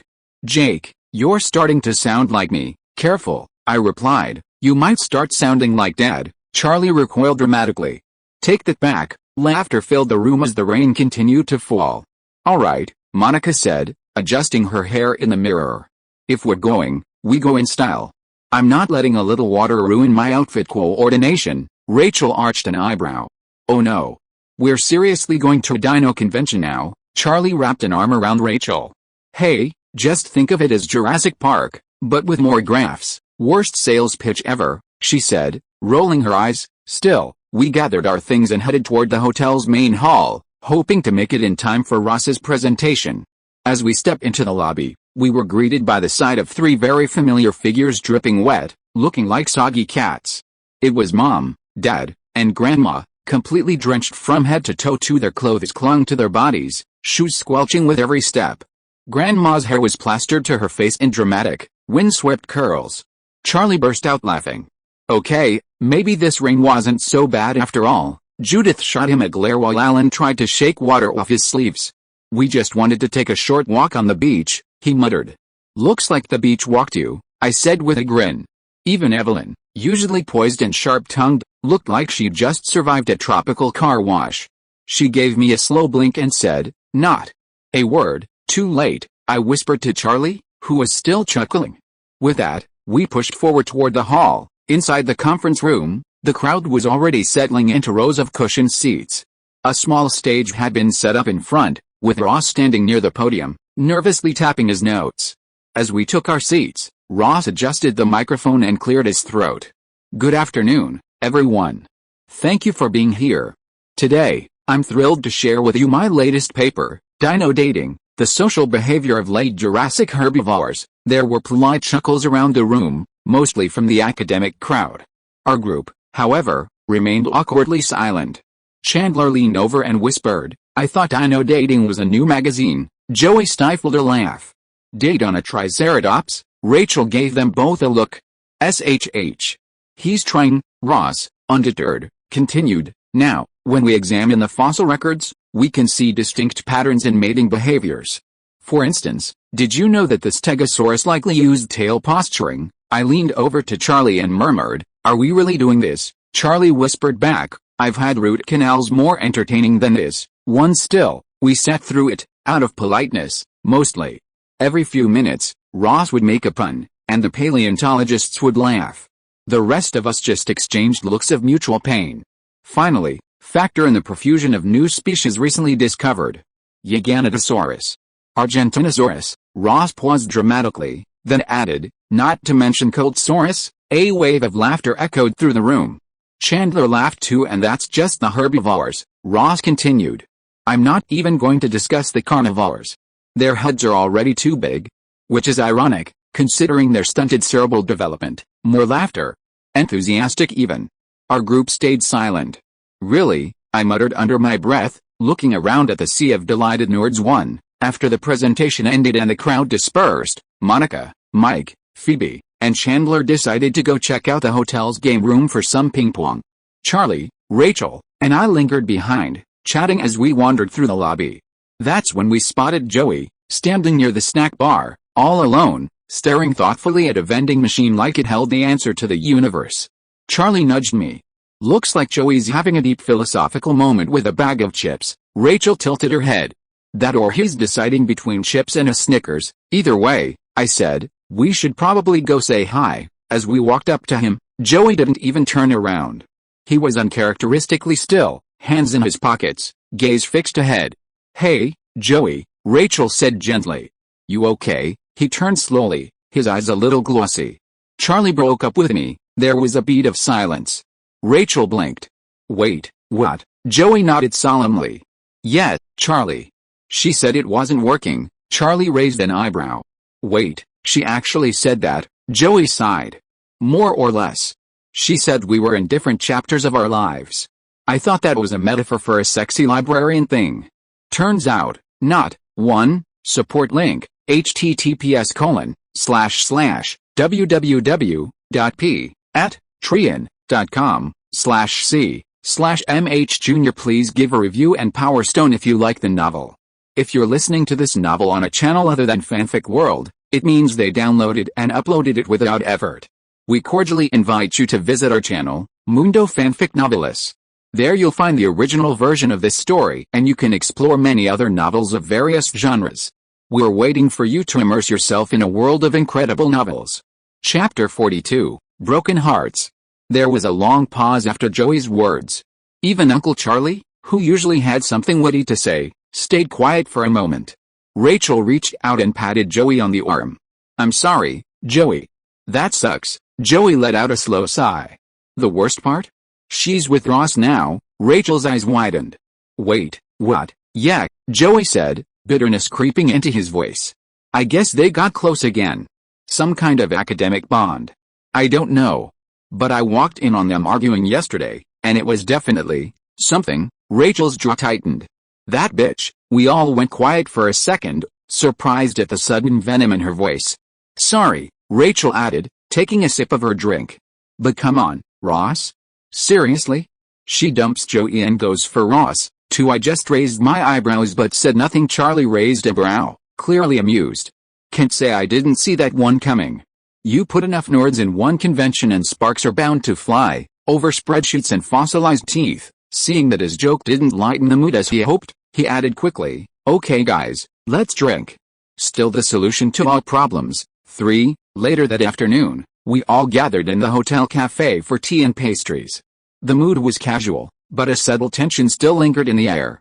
Ross and Dr. Wheeler had quietly taken a table across the room, separated from the rest of us. Look, we decided to sit at the exile table, Chandler whispered to Monica, nodding toward Ross and Charlie Wheeler. I can't even tell if they're dating or arguing about the geological time scale, Monica replied. Or both, I added, sipping my juice. Rachel sat down next to Charlie, eyeing the other table. I'd say I feel bad, but I don't. Neither do I, Joey muttered, still sulking with a croissant. Phoebe passed a plate of muffins around. Well, at least we have carbs. Carbs don't betray you. I looked over at Ross and Dr. Wheeler, who were locked in a quiet but visibly intense conversation. Just as I was about to reach for another pastry, Dad leaned in and said, Hey, son. I forgot to tell you, there's a small music competition tonight at that restaurant by the beach. Thought you might want to check it out. I blinked. A competition? Yeah, he nodded. The hotel's hosting it as part of some local cultural night. They're letting guests join. A couple of the staff said they're signing up too. Charlie perked up. Music? And you're just now telling us? I leaned back, tapping my fingers on the table as an idea came to me. Actually, I think I've got a good one. Rachel turned to me, curious. What kind of idea? I'll need your help. Could you gather everyone from your group? Monica, Chandler, Phoebe, Joey, even Ross if he behaves. I smirked. Rachel raised an eyebrow but nodded. Sure. What's the plan? I turned to Phoebe. Phoebe, do you know how to play guitar? One, she smiled. Do I know how to play guitar? Jake, my guitar is my soulmate. Two, perfect, I said, already piecing the arrangement together in my head. Let's make tonight fun. That evening, we arrived at a beachside restaurant. The whole place had this laid-back, open-air vibe with string lights dangling from palm trees and soft music playing in the background. Everyone gathered, our crew, Rachel's friends, and even some curious guests from the hotel. The competition had drawn quite the crowd. I scanned the stage setup and noticed a sign-up sheet nearly full. Most of the performers were adults, tourists, locals, or staff members. Only one other kid besides me had signed up, a shy-looking girl, maybe 12 years old, sitting nervously with her parents. I glanced over to her and felt a twinge of sympathy. Then I stood and said to Charlie, I'm going to say hi. Charlie smirked. Of course you are. Going to charm yet another girl, are you? I rolled my eyes. Rachel grinned beside him. Go on, Jake. Make her night. Maybe you'll calm her nerves. I shrugged. I headed over toward the girl's table. She looked up as I approached, a little surprised. Hey, I said with a small smile. You nervous too? She nodded shyly. Yet. A little, I chuckled softly. Me too, I lied. There was a pause before I offered my hand. I'm Jake. Jake Harper. One, she smiled and shook it. Robin. Robin Rihanna Fenty. Three, I blinked and froze for a second. Wow.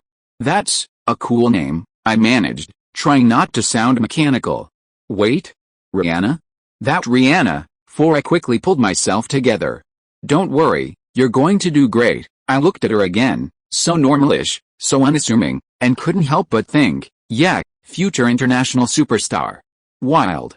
Then I murmured under my breath, money and age do wonders. She tilted her head slightly. What was that? I smiled quickly. Nothing. Just thinking out loud. Robin laughed softly. Well, good luck tonight, you two. Maybe we'll both blow the crowd away, I said, stepping back with a wink. As I returned to our table, Charlie was already smirking at me like a proud uncle who just watched his apprentice flirt with royalty. So, he asked, lifting a brow. She's nice, I replied simply. Rachel nudged my shoulder.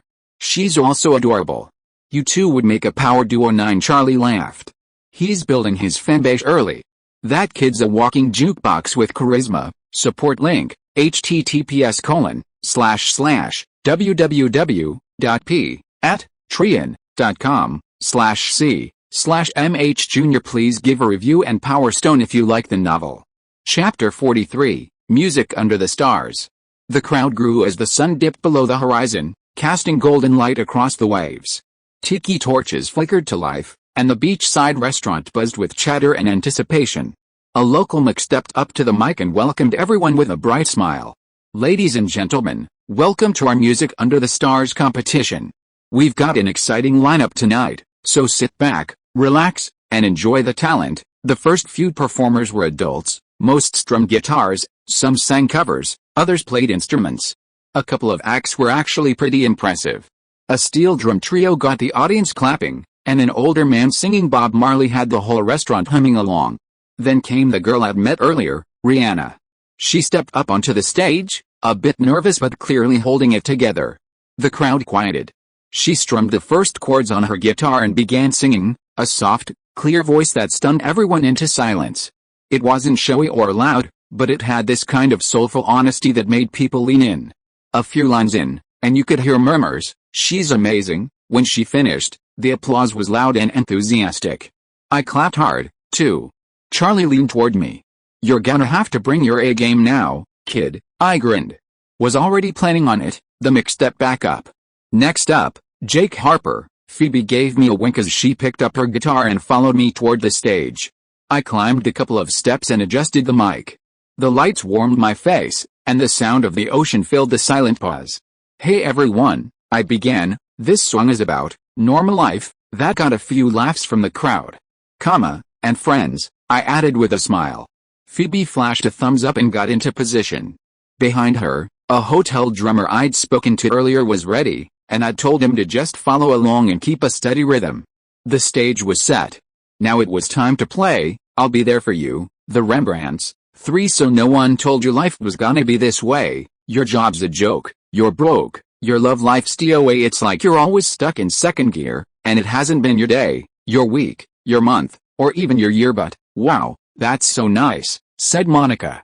Then she added, I feel such a strange resonance with the song. Is that weird? No, I feel the same, Chandler chimed in, followed by Ross, Joey and Rachel nodding in agreement. The others at the table glanced around, slightly confused but amused. I'll be there for you, when the rain starts to pour, I'll be there for you, like I've been there before. I'll be there for you, 'cause you're there for me too.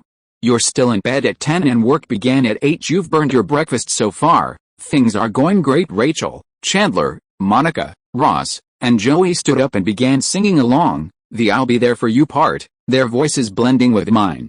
Phoebe smiled mid-chord, clearly enjoying the moment as much as the rest of us. The crowd was clapping to the beat, and the energy was incredible.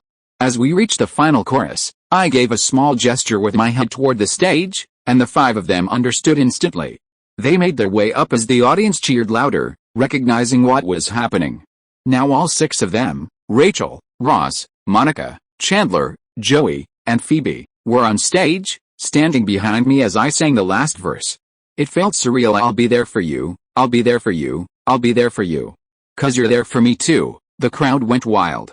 I looked over at them, and for a second, it felt like I wasn't just singing a theme song, I was part of something timeless. And man, what a moment to be at the center of it. The next morning, I woke up with a sore voice, we had an encore, and a head full of memories. Last night felt like a dream, one of those you try to cling to before it fades. I rolled over and saw a photo on the nightstand. Someone had already printed it, me in the center, with all 6 of them, Rachel, Ross, Monica, Chandler, Joey, and Phoebe, posing behind me under a handmade banner that simply said, Friends 3. I couldn't help but smile. There were other photos too, me with Charlie, with Alan, even Judith smiling for once. A picture of Evelyn with a cocktail in hand, looking surprisingly proud. It had all come together somehow. Even Ross and Joey made up in the end. I remembered watching Ross approach Joey after the performance, offering a sincere apology. Joey had hesitated at first, but then gave him a solid bro hug that got a few claps from the crowd. Everything had ended in laughter, drinks, and that strange but comforting feeling that maybe, just maybe, things were okay. And here I was, staring at the proof in Polaroid form. As I held the photo, I couldn't help but think about the song itself. I had introduced it as Friends, not even realizing until later that the Rembrandts had never named it that. They had written it for the show, sure, but somehow it never carried the title everyone associated with it. That night, I gave it that name. It felt fitting. I got up, threw on a t-shirt, and made my way down to breakfast. The restaurant was already buzzing with chatter and clinking silverware. As I stepped in, I spotted the whole group gathered at a long table by the windows. Rachel saw me first and waved me over. There he is, she called. Our little champion. Everyone turned to look, smiling, clapping lightly as I approached. Charlie raised his glass with a smirk. Told you the kid was born for showbiz. I couldn't help but grin. Yet, last night had been something special. And by the looks of it, it was just the beginning. Support link, https://www.p@patreon.com/c/mh Jr. Please give a review and Power Stone if you like the novel. Chapter 44, Finally Beach Day. The morning light streamed through the windows, and the buzz of plates clinking and laughter filled the beachside hotel's dining room. I walked in to see everyone already gathered around the long breakfast table. Chandler leaned back in his chair with a huge smile on his face. You guys. The sun is out. I finally get one day of actual beach weather. Monica, halfway through a bite of toast, pointed her fork at him. Don't jinx it, Chandler, he shrugged. Come on, what are the odds it starts raining again just because I said something? Joey, holding a plate stacked high with bacon, chimed in. Pretty high, man. Like, scientifically proven high. Charlie smirked. I'd bet on Joey before I bet on the weather. Everyone laughed. I slid into the seat between Phoebe and Charlie, and Rachel poured me a glass of orange juice. Maybe even Gad was happy the dino convention ended, I added with a smirk. Ross shot me a deadpan look while everyone else burst into laughter too. Yep. It was going to be a good day. A little while later, we all headed down to the beach, towels and sunglasses in hand. The sun was shining, the sky was clear, and for once, The weather felt like paradise. As we reached the sand, I couldn't help but whistle when I saw Monica, Rachel, and Phoebe in their bikinis. "Monica," I said, raising an eyebrow, "there's a C in your hair." She turned, slightly confused, until I pointed at the several small seashells tangled in her curls. Monica beamed. "Hey, at least my hair is finally behaving. Isn't it cool?" She gave it a shake like she was in a shampoo commercial. Rachel and Phoebe chuckled beside her. I made my way over to Chandler and Joey, who were setting up towels under a big striped umbrella. "I thought she was way out of your league," I said to Chandler with a playful smirk, nodding toward Monica. "But maybe I was wrong." Joey burst out laughing, nearly dropping his sunscreen. Chandler opened his mouth to respond, then just gave me a look and shook his head with a smile. "Kid's got a point," Joey said, still chuckling. Just then, Ross walked over, drying his hands with a towel. "Hey, what are you guys talking about?" Chandler and Joey both froze like deer in headlights. I stepped in smoothly. "We were talking about how you nailed it yesterday." Ross gave a deadpan look, then softened and said with a loving voice, "Thank you guys." Just then, my mom appeared within everyone's view. My eyes widened. Wow, Mom is the hottest here, and with the expensive products she's been using, she looked even better. Joey turned to me. "Are you sure your mother is gay?" I looked slightly indignant. "Really?" Chandler added. "Well, buddy, welcome to the team." Ross kissed my mother. I turned to Ross, my eyes wide. "You broke the bro code? How could you do that?" Ross raised his hands defensively. Okay. In my defense, before I could even hear what he was about to say, I felt a sudden pinch on my back. "Ouch," I yelped, turning my head to see Monica standing behind me with a warning look in her eyes. Chandler looked confused. "What was that for?" Monica leaned closer and whispered just loud enough for him to hear. "He's making a trap for you." Chandler's eyes widened in realization. He slowly turned his gaze to me, narrowing his eyes with suspicion. I raised my hands innocently and said, "Hey, I'm not the one dating the best friend's sister." A few minutes later, I was standing near Charlie and Rachel, enjoying the breeze and the salty scent of the ocean, when something, or rather, someone, caught my attention. Walking past us was a stunning blonde girl, probably around 15, with sun-kissed skin, bright blue eyes, and a confident walk that made time slow down for a second. She wore a light floral beach bikini and carried a surfboard under one arm like she was born with it. I couldn't help myself. Channeling my inner Joey, I flashed a smile and said, "How you doing?" For to my complete surprise, she looked right at me, smiled, and said, "Hey, you're Jake, right? Nice song, by the way." I blinked. Thanks." She nodded toward a small boardwalk ice cream stand. "Me and my friend are getting some ice cream. If you want to swing by." She winked and walked. I stood there, stunned. "Wait, that worked." One Joey, who had been watching from nearby, beamed. "Yeah." Charlie immediately jumped in, holding his hand to his mouth like a microphone. "Jake is with a ball. It is 60 yards out, but he threw it." I laughed and raised my hand. "And it's 2 touchdown." Charlie high-fived me. Rachel, amused, shook her head and chuckled. "You boys." Just then, I felt a shadow behind me, and before I could turn, I heard a familiar voice. "You are teaching pickup lines to my son," said Mom, Judith, arms crossed. Charlie didn't even hesitate. He pointed at Joey. That was his line. Judith slowly turned her head toward Joey. Joey froze like a deer caught in headlights, eyes going wide with cartoonish panic. He looked around, as if hoping for an escape route that didn't exist. Before he could open his mouth, Mom turned her eyes back to me. "And where do you think you're going, young man?" she asked, crossing her arms even tighter. I blinked, trying to sound as casual as possible. "Well, it's hot today, so, ice cream." She raised an eyebrow. Totally unamused. I shrugged, then added with a little smirk, "Look, Mom, you realized you liked women in your late 30s. I just figured out a little sooner." For everyone around us tried to hold in their laughter, but you could hear a few stifled chuckles. Even Mom pressed her lips together, clearly fighting a smile. Finally, she gave in and laughed. "I'm 35, she said, half amused and half dramatic. Then, with a playful roll of her eyes, she gestured toward the ice cream stand. "Go." She didn't need to tell me twice. Support link, https://www.p@patreon.com/c/mhjunior, up to 35+ advanced chapters, Please give a review and Power Stone if you like the novel. Chapter 45, Ice Cream Aftermath.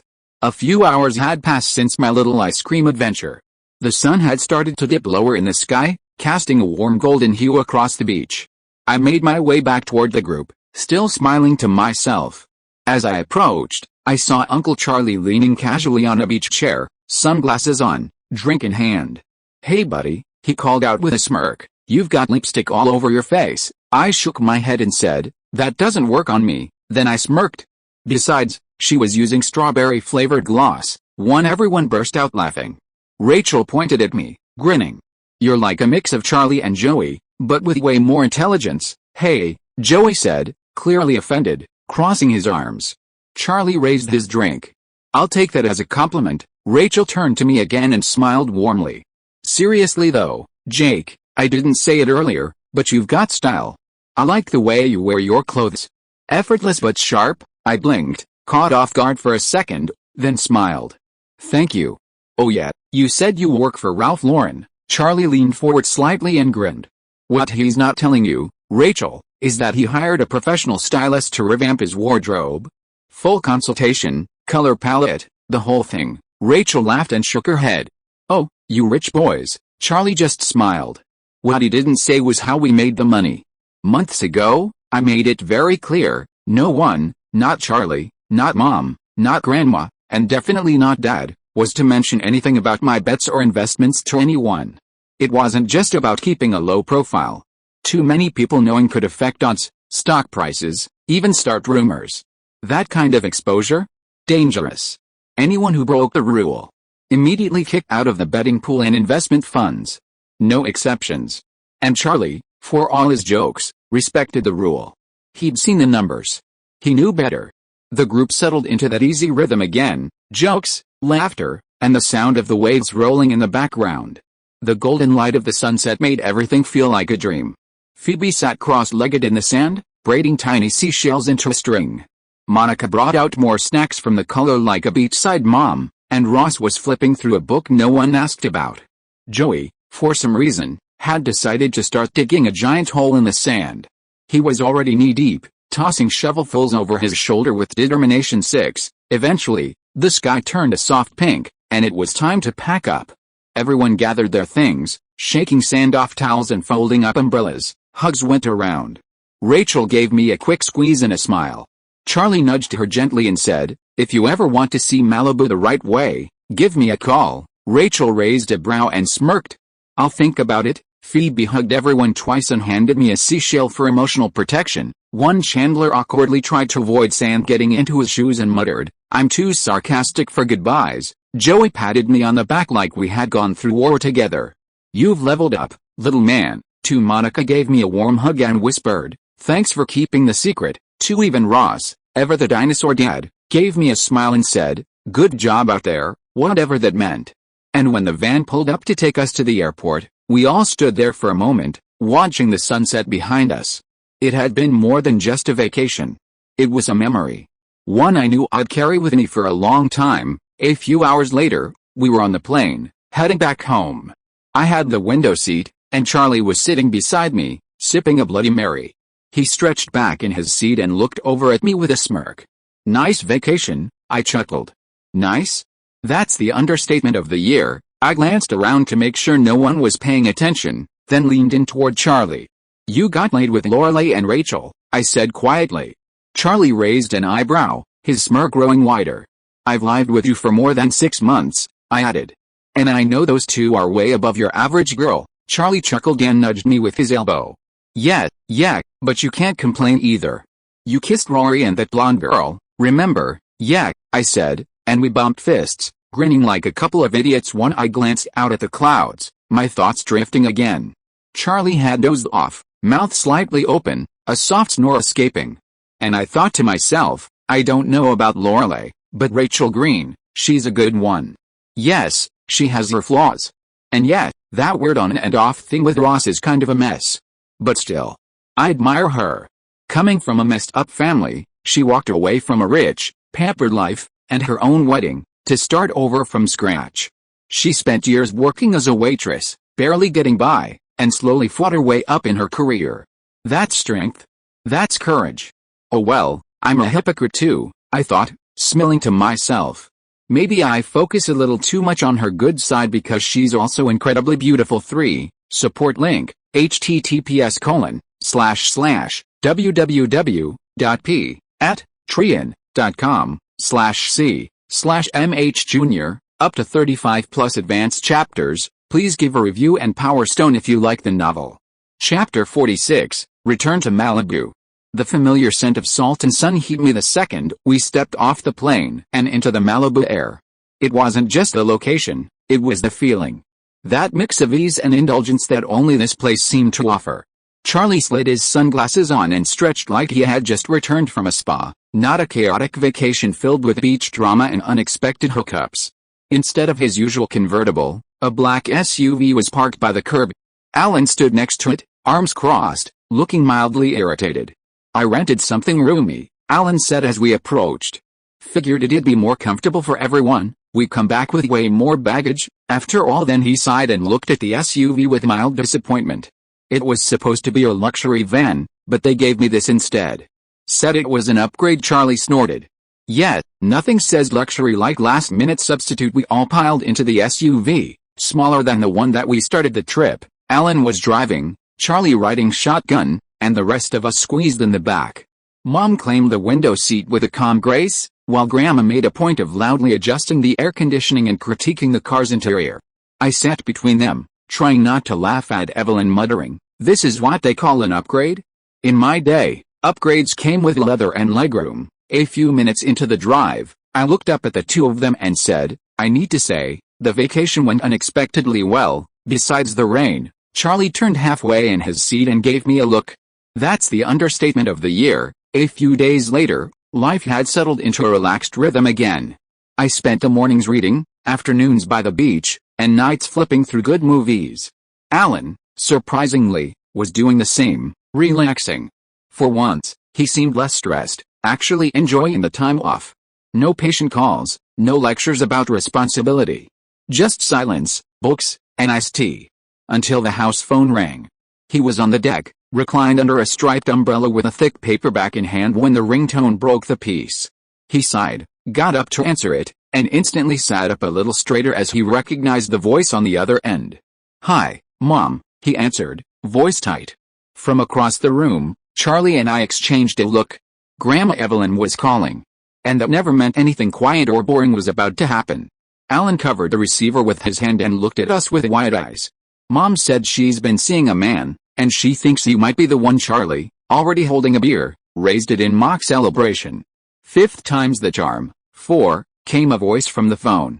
I leaned toward Uncle Charlie and whispered, "How the hell does she hear that?" while watching my dad still covering the receiver. Alan, flustered, tried to shift the conversation. "But, what about the guy?" Before he could finish, Evelyn spoke again. Alan sighed, covered the receiver tighter, and turned to us. "One was annulled." Charlie grinned and leaned in with a smirk. "Ask her if we're getting a new daddy." Alan gave him a dry look, then relayed the message with reluctant sarcasm. "Mom. Charlie wants to know if we're getting a new dad." There was a beat of silence, and then, loud and clear, came Evelyn's voice through the phone. "Bite me, Charlie." Alan cleared his throat and brought the receiver back to his ear. After a few seconds, he turned to us again with that same tight expression. "She wants us to have dinner at her place," he said flatly. "To meet him," he paused, then added with a touch of resignation, "tomorrow night 7 p.m. Then he lowered his voice slightly and quoted her with a dramatic flair, "But I will certainly understand if you are too busy for your mother." I scoffed. "Well, glad she understands." Then I raised an eyebrow, looking at both Alan and Charlie. "But she said for your mother." Alan shot me an unamused glance. "You're coming too, Jake." He returned to the paperback, read for a moment, then stopped and said, "Maybe that's why Mom was always on the phone during the trip." I blinked. Grandma was always on the phone. I looked over at Charlie, who looked just as confused. "I don't know either," Charlie muttered, taking a sip of his beer. Alan gave the two of us a long, incredulous stare, his expression slowly shifting into something between disbelief and mild indignation. You could practically hear the internal sigh building up. "Seriously," his face said, even if his mouth didn't. The following night arrived faster than any of us were ready for. By 6:30, We were already packed into the convertible, dressed in our try not to scare the new guy outfits. Charlie wore a collared shirt, unbuttoned just enough to remind everyone he was still Charlie. Alan looked like he was heading to a medical conference, stiff and over-ironed. I kept it simple, dark jeans, clean sneakers, and a button-up shirt Rachel had once complimented. Everyone tried to behave, Alan muttered as we pulled up to Grandma Evelyn's house. Charlie leaned toward me with a smirk. $10 says the guy's got a ponytail, I laughed. 20 if he does yoga. Dad rolled his eyes from the front seat. Can we at least get through the appetizer before you two start placing bets? Alan pulled into the driveway and killed the engine. We all sat there for a second, staring at the familiar house that suddenly felt like unfamiliar territory. All right, Alan said, squaring his shoulders. Let's get this over with. Charlie opened the door and stepped out, straightening his shirt. Operation Charm the Stepfather begins now. I followed behind them, trying not to laugh as we walked up to the door. Support link, https://www.p@patreon.com/c/mhjr, up to 35 plus advanced chapters. Please give a review and Power Stone if you like the novel. Chapter 47, Dinner with Evelyn. Alan muttered under his breath as we walked up to Grandma Evelyn's front steps. We'll eat, we'll go, no coffee, no dessert, Charlie added quickly. We can't be rude, Alan snapped, just as I reached out and pressed the doorbell. The faint sound of jazz trickled through the door. We exchanged glances. A moment later, Evelyn opened the door, perfectly composed as always. Hi, Mom, Charlie said, giving her his best innocent smile. Better late than never, Evelyn replied dryly. We're right on time, Alan said, checking his watch. Evelyn smiled thinly. I was referring to the big picture. I raised a brow and said, half joking, we've had vacation together for more than 2 weeks, Grandma. That's pretty big picture, right? Evelyn's expression softened just a little as she looked at me. Jake, you came, she said with something surprisingly close to affection. Then, tilting her head, she added, Jake, darling, tonight, don't call me Grandma, okay, Evelyn, I replied, half serious. She gave a small nod, then glanced behind me. Oh, look, you didn't bring wine. Good. Too many people bring wine, she said, her voice dipped in sarcasm. Without a word, Uncle Charlie slipped a folded $100 bill into my hand. I turned to him with a smug grin and gave him that classic I told you so look. Just then, Evelyn turned slightly and gestured toward the man waiting behind her. Tommy, darling, I'd like you to meet my sons. She stepped aside to reveal Tommy, an older, tall man in an immaculately tailored suit, standing with perfect posture and a polite half-smile. This is Charlie, Evelyn said. Charlie, Tommy repeated with a nod. Hi, Tommy. How are you? Uncle Charlie said. And this is Alan, Evelyn continued. Hello, Alan said, trying to sound welcoming. Evelyn's smile stretched wider. And this is Jake, Tommy extended his hand with calm confidence. I stepped forward and took it. Nice to meet you, sir, I said, shaking his hand firmly. Pleasure's mine, Jake, he replied with a nod and a surprisingly warm smile. His grip was strong, his suit impeccable, and he smelled faintly of expensive cologne and old books. There you are, Evelyn said, turning toward the hallway. Boys, this is Tommy's daughter, Olivia. A young woman stepped forward, elegant, confident, and beautiful. Hello, Charlie, Olivia said with a cool smile. Hi there, stranger, Charlie replied, eyebrows raising. Tommy glanced between them. Do you two know each other? I thought I knew him, Olivia said, folding her arms lightly. Oh no, Evelyn muttered under her breath. I leaned in slightly, murmuring to myself, Operation Charm the Stepsister, already completed, two that earned me simultaneous side eyes from Evelyn, Charlie, and Alan. Okay, who would like a drink? I would like a drink, Evelyn declared, already moving toward the kitchen. Charlie, come help me make a drink, she added, pulling him by the arm before he could escape. Then she turned to me, her voice suddenly sweet. Jake, honey, talk to Olivia, me, I said, surprised, glancing between her and Olivia. My eyes were twitching. Okay, Grandma, I know Dad's not exactly reliable, but you can't just throw me under the bus like that. Oh man, I thought, I don't remember many of the episodes. Is she one of the crazy ones? Well, at least she's gorgeous. I cleared my throat and turned to her. Olivia. Nice name. Reminds me of Twelfth Night, from Shakespeare. She smiled, a little amused. You've read Twelfth Night. Bits and pieces, I admitted. But enough to know Olivia is one of the more interesting ones. Well, she said, raising an eyebrow, I'll take that as a compliment. I've been told I have a flair for drama, but in a good way. Usually. Good to know, I said, matching her tone. Then something clicked in my mind, and I murmured to her, you knew he would come here, didn't you? She tilted her head slightly, her smile not fading. Let's just say, I had a feeling my ass won before I could say anything else. Evelyn returned to the room with 2 glasses in hand and sat down near Tommy.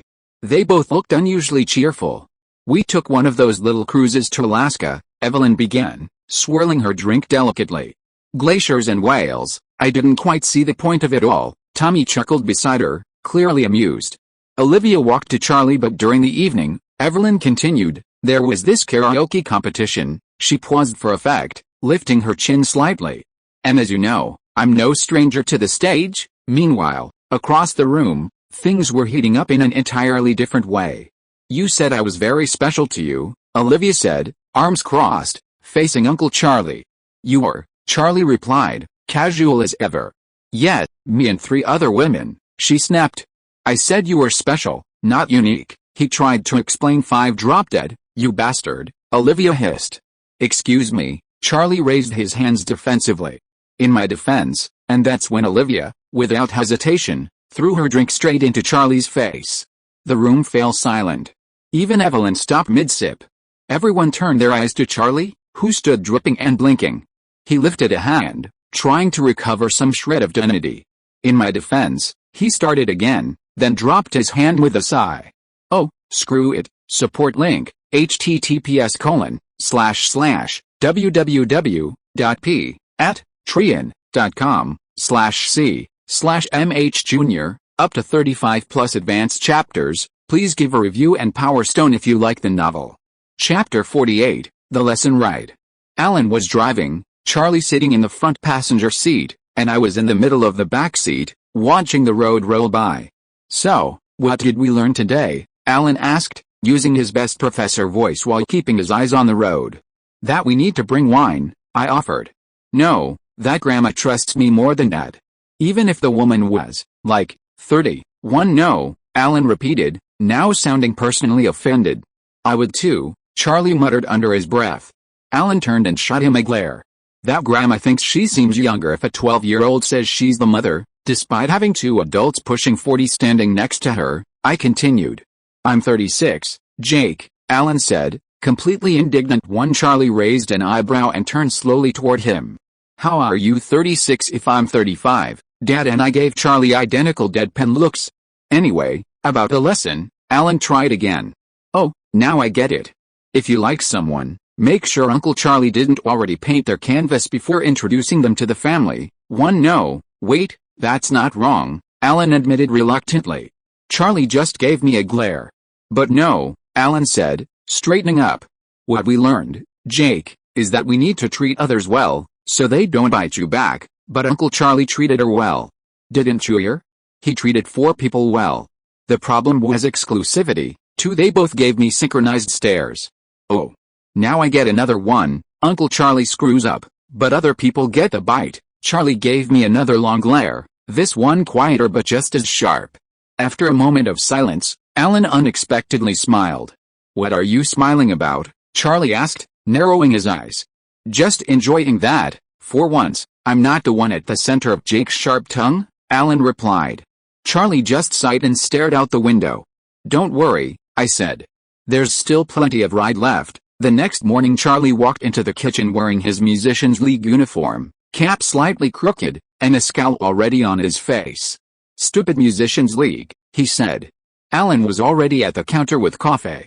What now? Charlie grabbed a banana and began pacing. I don't know why I bother.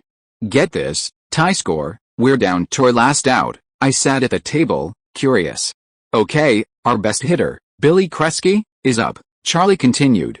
The bases are loaded, and so is Kresge. His whole family is standing behind the backstop, crying and pleading, go back to rehab, Daddy, we love you, Charlie mimicked in a high-pitched voice. Needless to say, he choked, Alan set his mug down and looked around. Charlie, I think we've got a bigger problem. Charlie didn't look up. What? Someone forgot to restock the beer. Our mother is missing. Charlie paused mid-bite. Don't try to cheer me up. I'm serious, Alan said, his tone shifting. I called her home, her car, her cell, nothing. Charlie raised an eyebrow. Did you check with the captain of the Flying Monkeys, too, Charlie? Alan snapped. Charlie shrugged. She's probably just sulking because I screwed up her dinner party last week. That's what I thought too, Alan said, his voice tightening. Except I called her office, and they haven't heard from her either. Charlie's smirk faded. Okay. That's weird. Yeah, Alan nodded. I think somebody needs to go over there and make sure she's okay. I raised my hand slightly. Why don't you guys go? I'll stay here in case she calls. Both of them turned and looked at me in unison. Charlie narrowed his eyes. Nice try, Alan just sighed. You're coming, oh man, I muttered. 15 minutes later, we pulled up in front of Evelyn's house. I looked out the window and shook my head. Just feels like it was yesterday that we came here. I paused. Oh yeah, it was yesterday that we came here. Thank you, Uncle Charlie. Charlie glanced at me in the rearview mirror. You're welcome, smartass. Look, there's no one here. Let's go, Charlie said as he stepped out of the car. No. I want to take a look, Alan replied firmly. You have a key? Charlie asked. I'm the good son, Alan said. Even I have the keys, I added, pulling them from my pocket and giving them a jingle. Alan unlocked the door. Mom, he called as we stepped inside. Okay, she's not here. Let's go, Charlie said, already turning around. Alan flipped on the light. Charlie froze. Okay, she's here. Let's go, Charlie, Alan warned. Mom? Are you alright? Why haven't you been answering the phone? Evelyn emerged slowly from around the corner, wrapped in a silk robe and holding a glass of something suspiciously strong. I didn't want to burden anyone with my grief over the late Tommy Pearson, she said with dramatic flair. Tommy died, Alan asked, alarmed. He's dead to me, Evelyn clarified coldly. Okay, what happened? Charlie asked, raising an eyebrow. He dumped me, Evelyn said, taking a sip. Mom, I'm sorry, Charlie said genuinely. But the thing between me and his daughter happened years before you met the guy. This has nothing to do with you, Charlie, Evelyn snapped. God, you're a narcissist, she sighed, then added, no, Tommy left me for some fresh-faced 45-year-old bimbo. I'm so sorry, Grandma, I said sincerely. I'm sorry, Mom, Alan added. Yeah, I'm sorry, too, Charlie said. Evelyn looked at me with a soft expression. Thank you, sweetheart. Then she turned to Alan. Thank you, Alan. Her gaze shifted to Charlie, and her tone switched to dry sarcasm. Nice try, Charlie. 1. Support link, https://www.p@trian.com/c/mh-junior, up to 35 plus advanced chapters. Please give a review and Power Stone if you like the novel. If you're listening to this novel on a channel other than Fanfic World, it means they downloaded and uploaded it without effort. We cordially invite you to visit our channel, Mundo Fanfic Novelis. There you'll find the original version of this story and you can explore many other novels of various genres. We're waiting for you to immerse yourself in a world of incredible novels. Chapter 49, Unwanted Houseguest. Now, if you will both please leave, I'd like to be alone, Evelyn said, with the same flair as someone announcing the end of a Broadway performance. We understand, Charlie replied, already halfway out the door. Charlie, wait. We can't just leave her here, Alan protested. Charlie stopped, turned around slowly, and said flatly, fine. Where do you want to leave her? Cut to all four of us crammed into the car, heading to Charlie's beach house. Evelyn sat next to me in the back. At Charlie's house, she'd made her way to the balcony and hadn't moved since. How long is she going to sit out there? Charlie asked, peeking through the blinds. I don't know, Alan said. I've never seen her this depressed. Somebody's got to go out there and show her a little love and support, Alan added, looking around the room. I huffed and stood up. Okay, you bunch of unfilial sons. Minutes later, I came back inside, frustrated. I got nothing, I declared. I even used my puppy eyes, I added, mildly indignant. I slumped into the chair with a sigh. I'm not good in this kind of situation. I never really know what to say. Alan stood up, took a deep breath, and headed outside to the deck. From inside, we could see them talking, well, Alan talking, mostly. Evelyn barely moved, but she didn't send him away, which already felt like progress. After a few minutes, Alan turned toward the sliding door and gave us an exaggerated thumbs up and a wide smile. Charlie raised an eyebrow, then slowly returned the gesture with his own half-hearted thumbs up with a smile. I looked between them and said, "Uncle Charlie, you do know that's Dad out there, right?" Charlie blinked, hesitated, and then turned back to peer out at the deck again. Cut to Uncle Charlie seated at the piano, wearing a mildly indignant expression, his fingers dancing over the keys with a surprisingly gentle touch. The living room lights were dimmed, casting a warm glow over the space. Evelyn was singing while gracefully descending the staircase, her voice theatrical and full of flair. When she reached the bottom, she gave Charlie a quick glance. "Pick it up, Charlie. We're walking, not crawling." Charlie gave her an incredulous look, then rolled his eyes. Evelyn turned with dramatic flair and declared, "Are you ready, Boots?" "Start walking." Charlie sighed and shifted into a rhythmic, upbeat tune. Evelyn began strutting and twirling through the room, dancing her way toward Alan and me as we sat frozen in our seats. When she finished her routine with a dramatic pose and a little wink, Alan and I broke into applause. "One more time," I called out. Charlie turned to look at me, clearly indignant. I just shrugged with a helpless expression, as if to say, "What can I do?" After a good while of dancing and singing, Evelyn finally placed a hand on her hip, slightly out of breath but still radiant. "Jake, Grandma is a little tired," she said, turning toward me with a dramatic flourish. "Why don't you sing a song for us?" Charlie immediately perked up from the piano bench. "Yes, please. Let the musical prodigy take the spotlight." I stepped toward the piano a little cautiously. "What kind of music do you want, Grandma?" Evelyn placed a hand over her heart. "A sad one, Jake." "That's what I'm feeling." "Okay," I responded. I slid onto the piano bench, cracked my knuckles, and took a slow breath. The first few notes floated through the room, gentle and familiar, and I began to sing.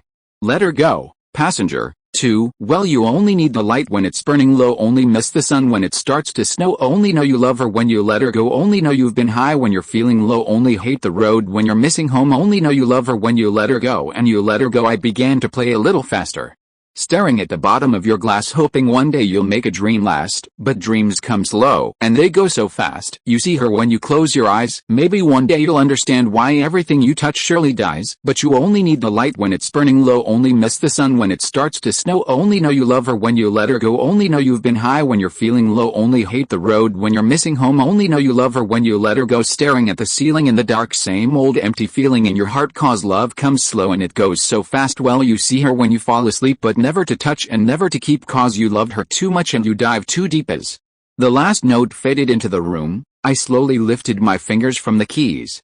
There was a moment of silence, no clapping, no comments. Just the weight of the song lingering in the air. Evelyn looked at me with misty eyes, the wine glass forgotten in her hand. "That'll do, Jake," she said softly. "That'll do." 3. Charlie leaned slightly toward me and whispered, a little annoyed, "Hey, do you want Mom to stay here for months?" I just rolled my eyes. Later that night, the house had gone quiet. The ocean waves outside provided a steady hum in the background. Evelyn stood in deck, while Charlie was beside her. "I want you to be happy and I love you," Charlie said, his voice low and sincere. Evelyn sighed gently. "I guess I'll go pack." "Why?" Charlie asked, confused. "I'm going home," she replied. In the middle of the night, Charlie raised an eyebrow. She turned. "Charlie, you just said you loved me. You could only screw it up from here." Charlie looked at her, halfway indignant, halfway speechless. "She's not wrong," I muttered from the doorway. Charlie turned and gave me a sharp glare. "That's not good peeping," he grumbled. "You should do it more often," I said seriously. "We should do it more often what you did." Then I added, a little softer but clear, "We still can fix this family." He looked at me, expression unreadable, and said nothing. 1. Support link, https://www.p@patreon.com/c/mh junior, up to 35 plus advanced chapters. Please give a review and Power Stone if you like the novel. Chapter 50, Therapy, Part 2. I was back in Dr. Linda's office. Same neutral-colored walls, same subtle jazz music playing in the background, and the same comfortable chair I always sank into like it was trying to swallow my stress whole. Dr. Linda glanced up from her notepad with her usual warm but professional smile. "Welcome back, Jake. How was your trip?" "Amazing," I replied. Dr. Linda nodded thoughtfully. "In our sessions, we've talked about a lot of things, Jake. But today, I'd like to focus on relationships, or people you've met and found interesting." I nodded. "Let's start with Sheldon and Paige, the ones that I briefly mentioned in one of the sessions." Dr. Linda nodded again. "The ones you called true geniuses." "Right, correct," I replied. "I believe in the concept of multiple intelligences proposed by Professor Gardner. But they definitely fit a more traditional idea of genius." I leaned back slightly, remembering. After I first met them at Sheldon's house, my mom actually invited them over to our place. That gave me a chance to really talk with them.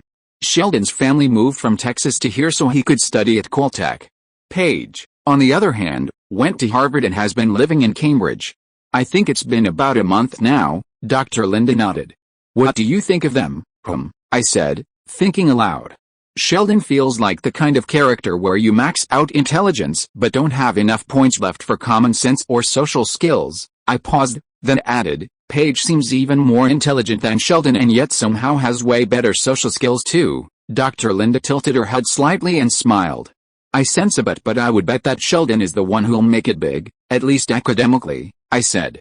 "I don't know if he'll win a Nobel Prize like in the show, and I have no clue if Paige might end up even more incredible, like winning too. Even without knowing the future, I'd still put my money on him." "Why?" Dr. Linda asked, her tone genuinely curious. I started counting on my fingers. "He's self-centered, he has a lot of confidence in himself, he comes from a good family, not a rich one, though, and things that would be a problem for most people, just aren't, or at least wouldn't be as much, for him. Plus, he has real passion for the field he studies." "One is for Paige, her parents are probably going to divorce, her mother was talking to mine about it. She's mature for her age, but that's it. There's a high chance she'll have relationship issues down the road." I remembered reading once about a woman who had a higher IQ than Einstein and still ended up working as a prostitute. "Genius doesn't guarantee a successful life." Dr. Linda looked at me, her expression calm but curious. "And do you think Paige could become someone like that, a prostitute?" "I really hope not," I said. "But she has the red flags for a fallen genius." Then again, maybe I'm just imagining things. Dr. Linda gave a small nod. "You could help." I could. "But I'm not going to move to Cambridge just because of her. Nor do I think I can convince her parents to relocate here. But in the future, if what I said actually happens, I wouldn't mind giving her a helping hand. It would be a waste to lose someone with so much potential." Dr. Linda smiled softly and closed her notebook for a second. "Okay, let's move on to the next one, Mandy and Rory," I said. "Who?" Dr. Linda asked, raising an eyebrow. "The girls I kissed on the trip," I said with a small smirk. "Oh, you little charmer," Dr. Linda said, laughing. "Well, I don't have much to say about Mandy," I continued. "She's a gorgeous blonde girl, probably surfs. She was carrying a surfboard when I saw her. And she's 15, that's pretty much it." Dr. Linda raised one eyebrow. "We weren't going to have much time together," I added with a shrug. "So I figured I'd optimize the time doing something a little more interesting than just talking." And Rory?" Dr. Linda asked. 15, stunning blue eyes, and intelligent. She goes to Chilton Preparatory School. Oh, and she wants to be a journalist. I thought that was a bit odd. She didn't really strike me as the journalist type." Dr. Linda leaned forward slightly. "And what makes you say that?" I shrugged. "In my stereotypical view, journalists tend to be more open, a bit nosy, always looking for stories and connections. Rory, she seemed more quiet, reserved, kind of in her own world, not the type who instinctively probes or digs into people." Dr. Linda gave a thoughtful nod, jotting something down in her notebook. "Interesting observation," I smirked. "I mean, she might surprise me. People do. But that's just how she came across." Dr. Linda glanced at the clock, then back at me. "Before we wrap up, Jake, since you're starting to have these experiences, what do you think about love and relationships?" "I think I'm too young to have anything serious," I said honestly. "I can't imagine anything below 15. Even 15 feels young, but the girls who are 18 definitely aren't interested in me." I shrugged.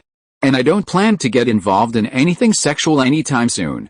So basically, I'm safe." Dr. Linda nodded slowly, Then asked, anything else important you'd like to share before we finish today? I thought for a second, then shook my head. Not really. But next week, yes. Oh, Dr. Linda asked, intrigued. What's next week? My birthday, I said with a smirk. Dr. Linda laughed. Of course. Then I guess we'll have something else to talk about, I grinned. Definitely. Support link, https://www.p@patreon.com/c/mhjunior, up to 35 plus advanced chapters. Please give a review and Power Stone if you like the novel. End of this chapter. Thank you very much for reaching the end. Don't forget to like. Looking for more exclusive content and immediate access? Subscribe to our Patreon. Remember, every like, subscription, or donation encourages us to continue. Thanks to everyone. See you in the next video.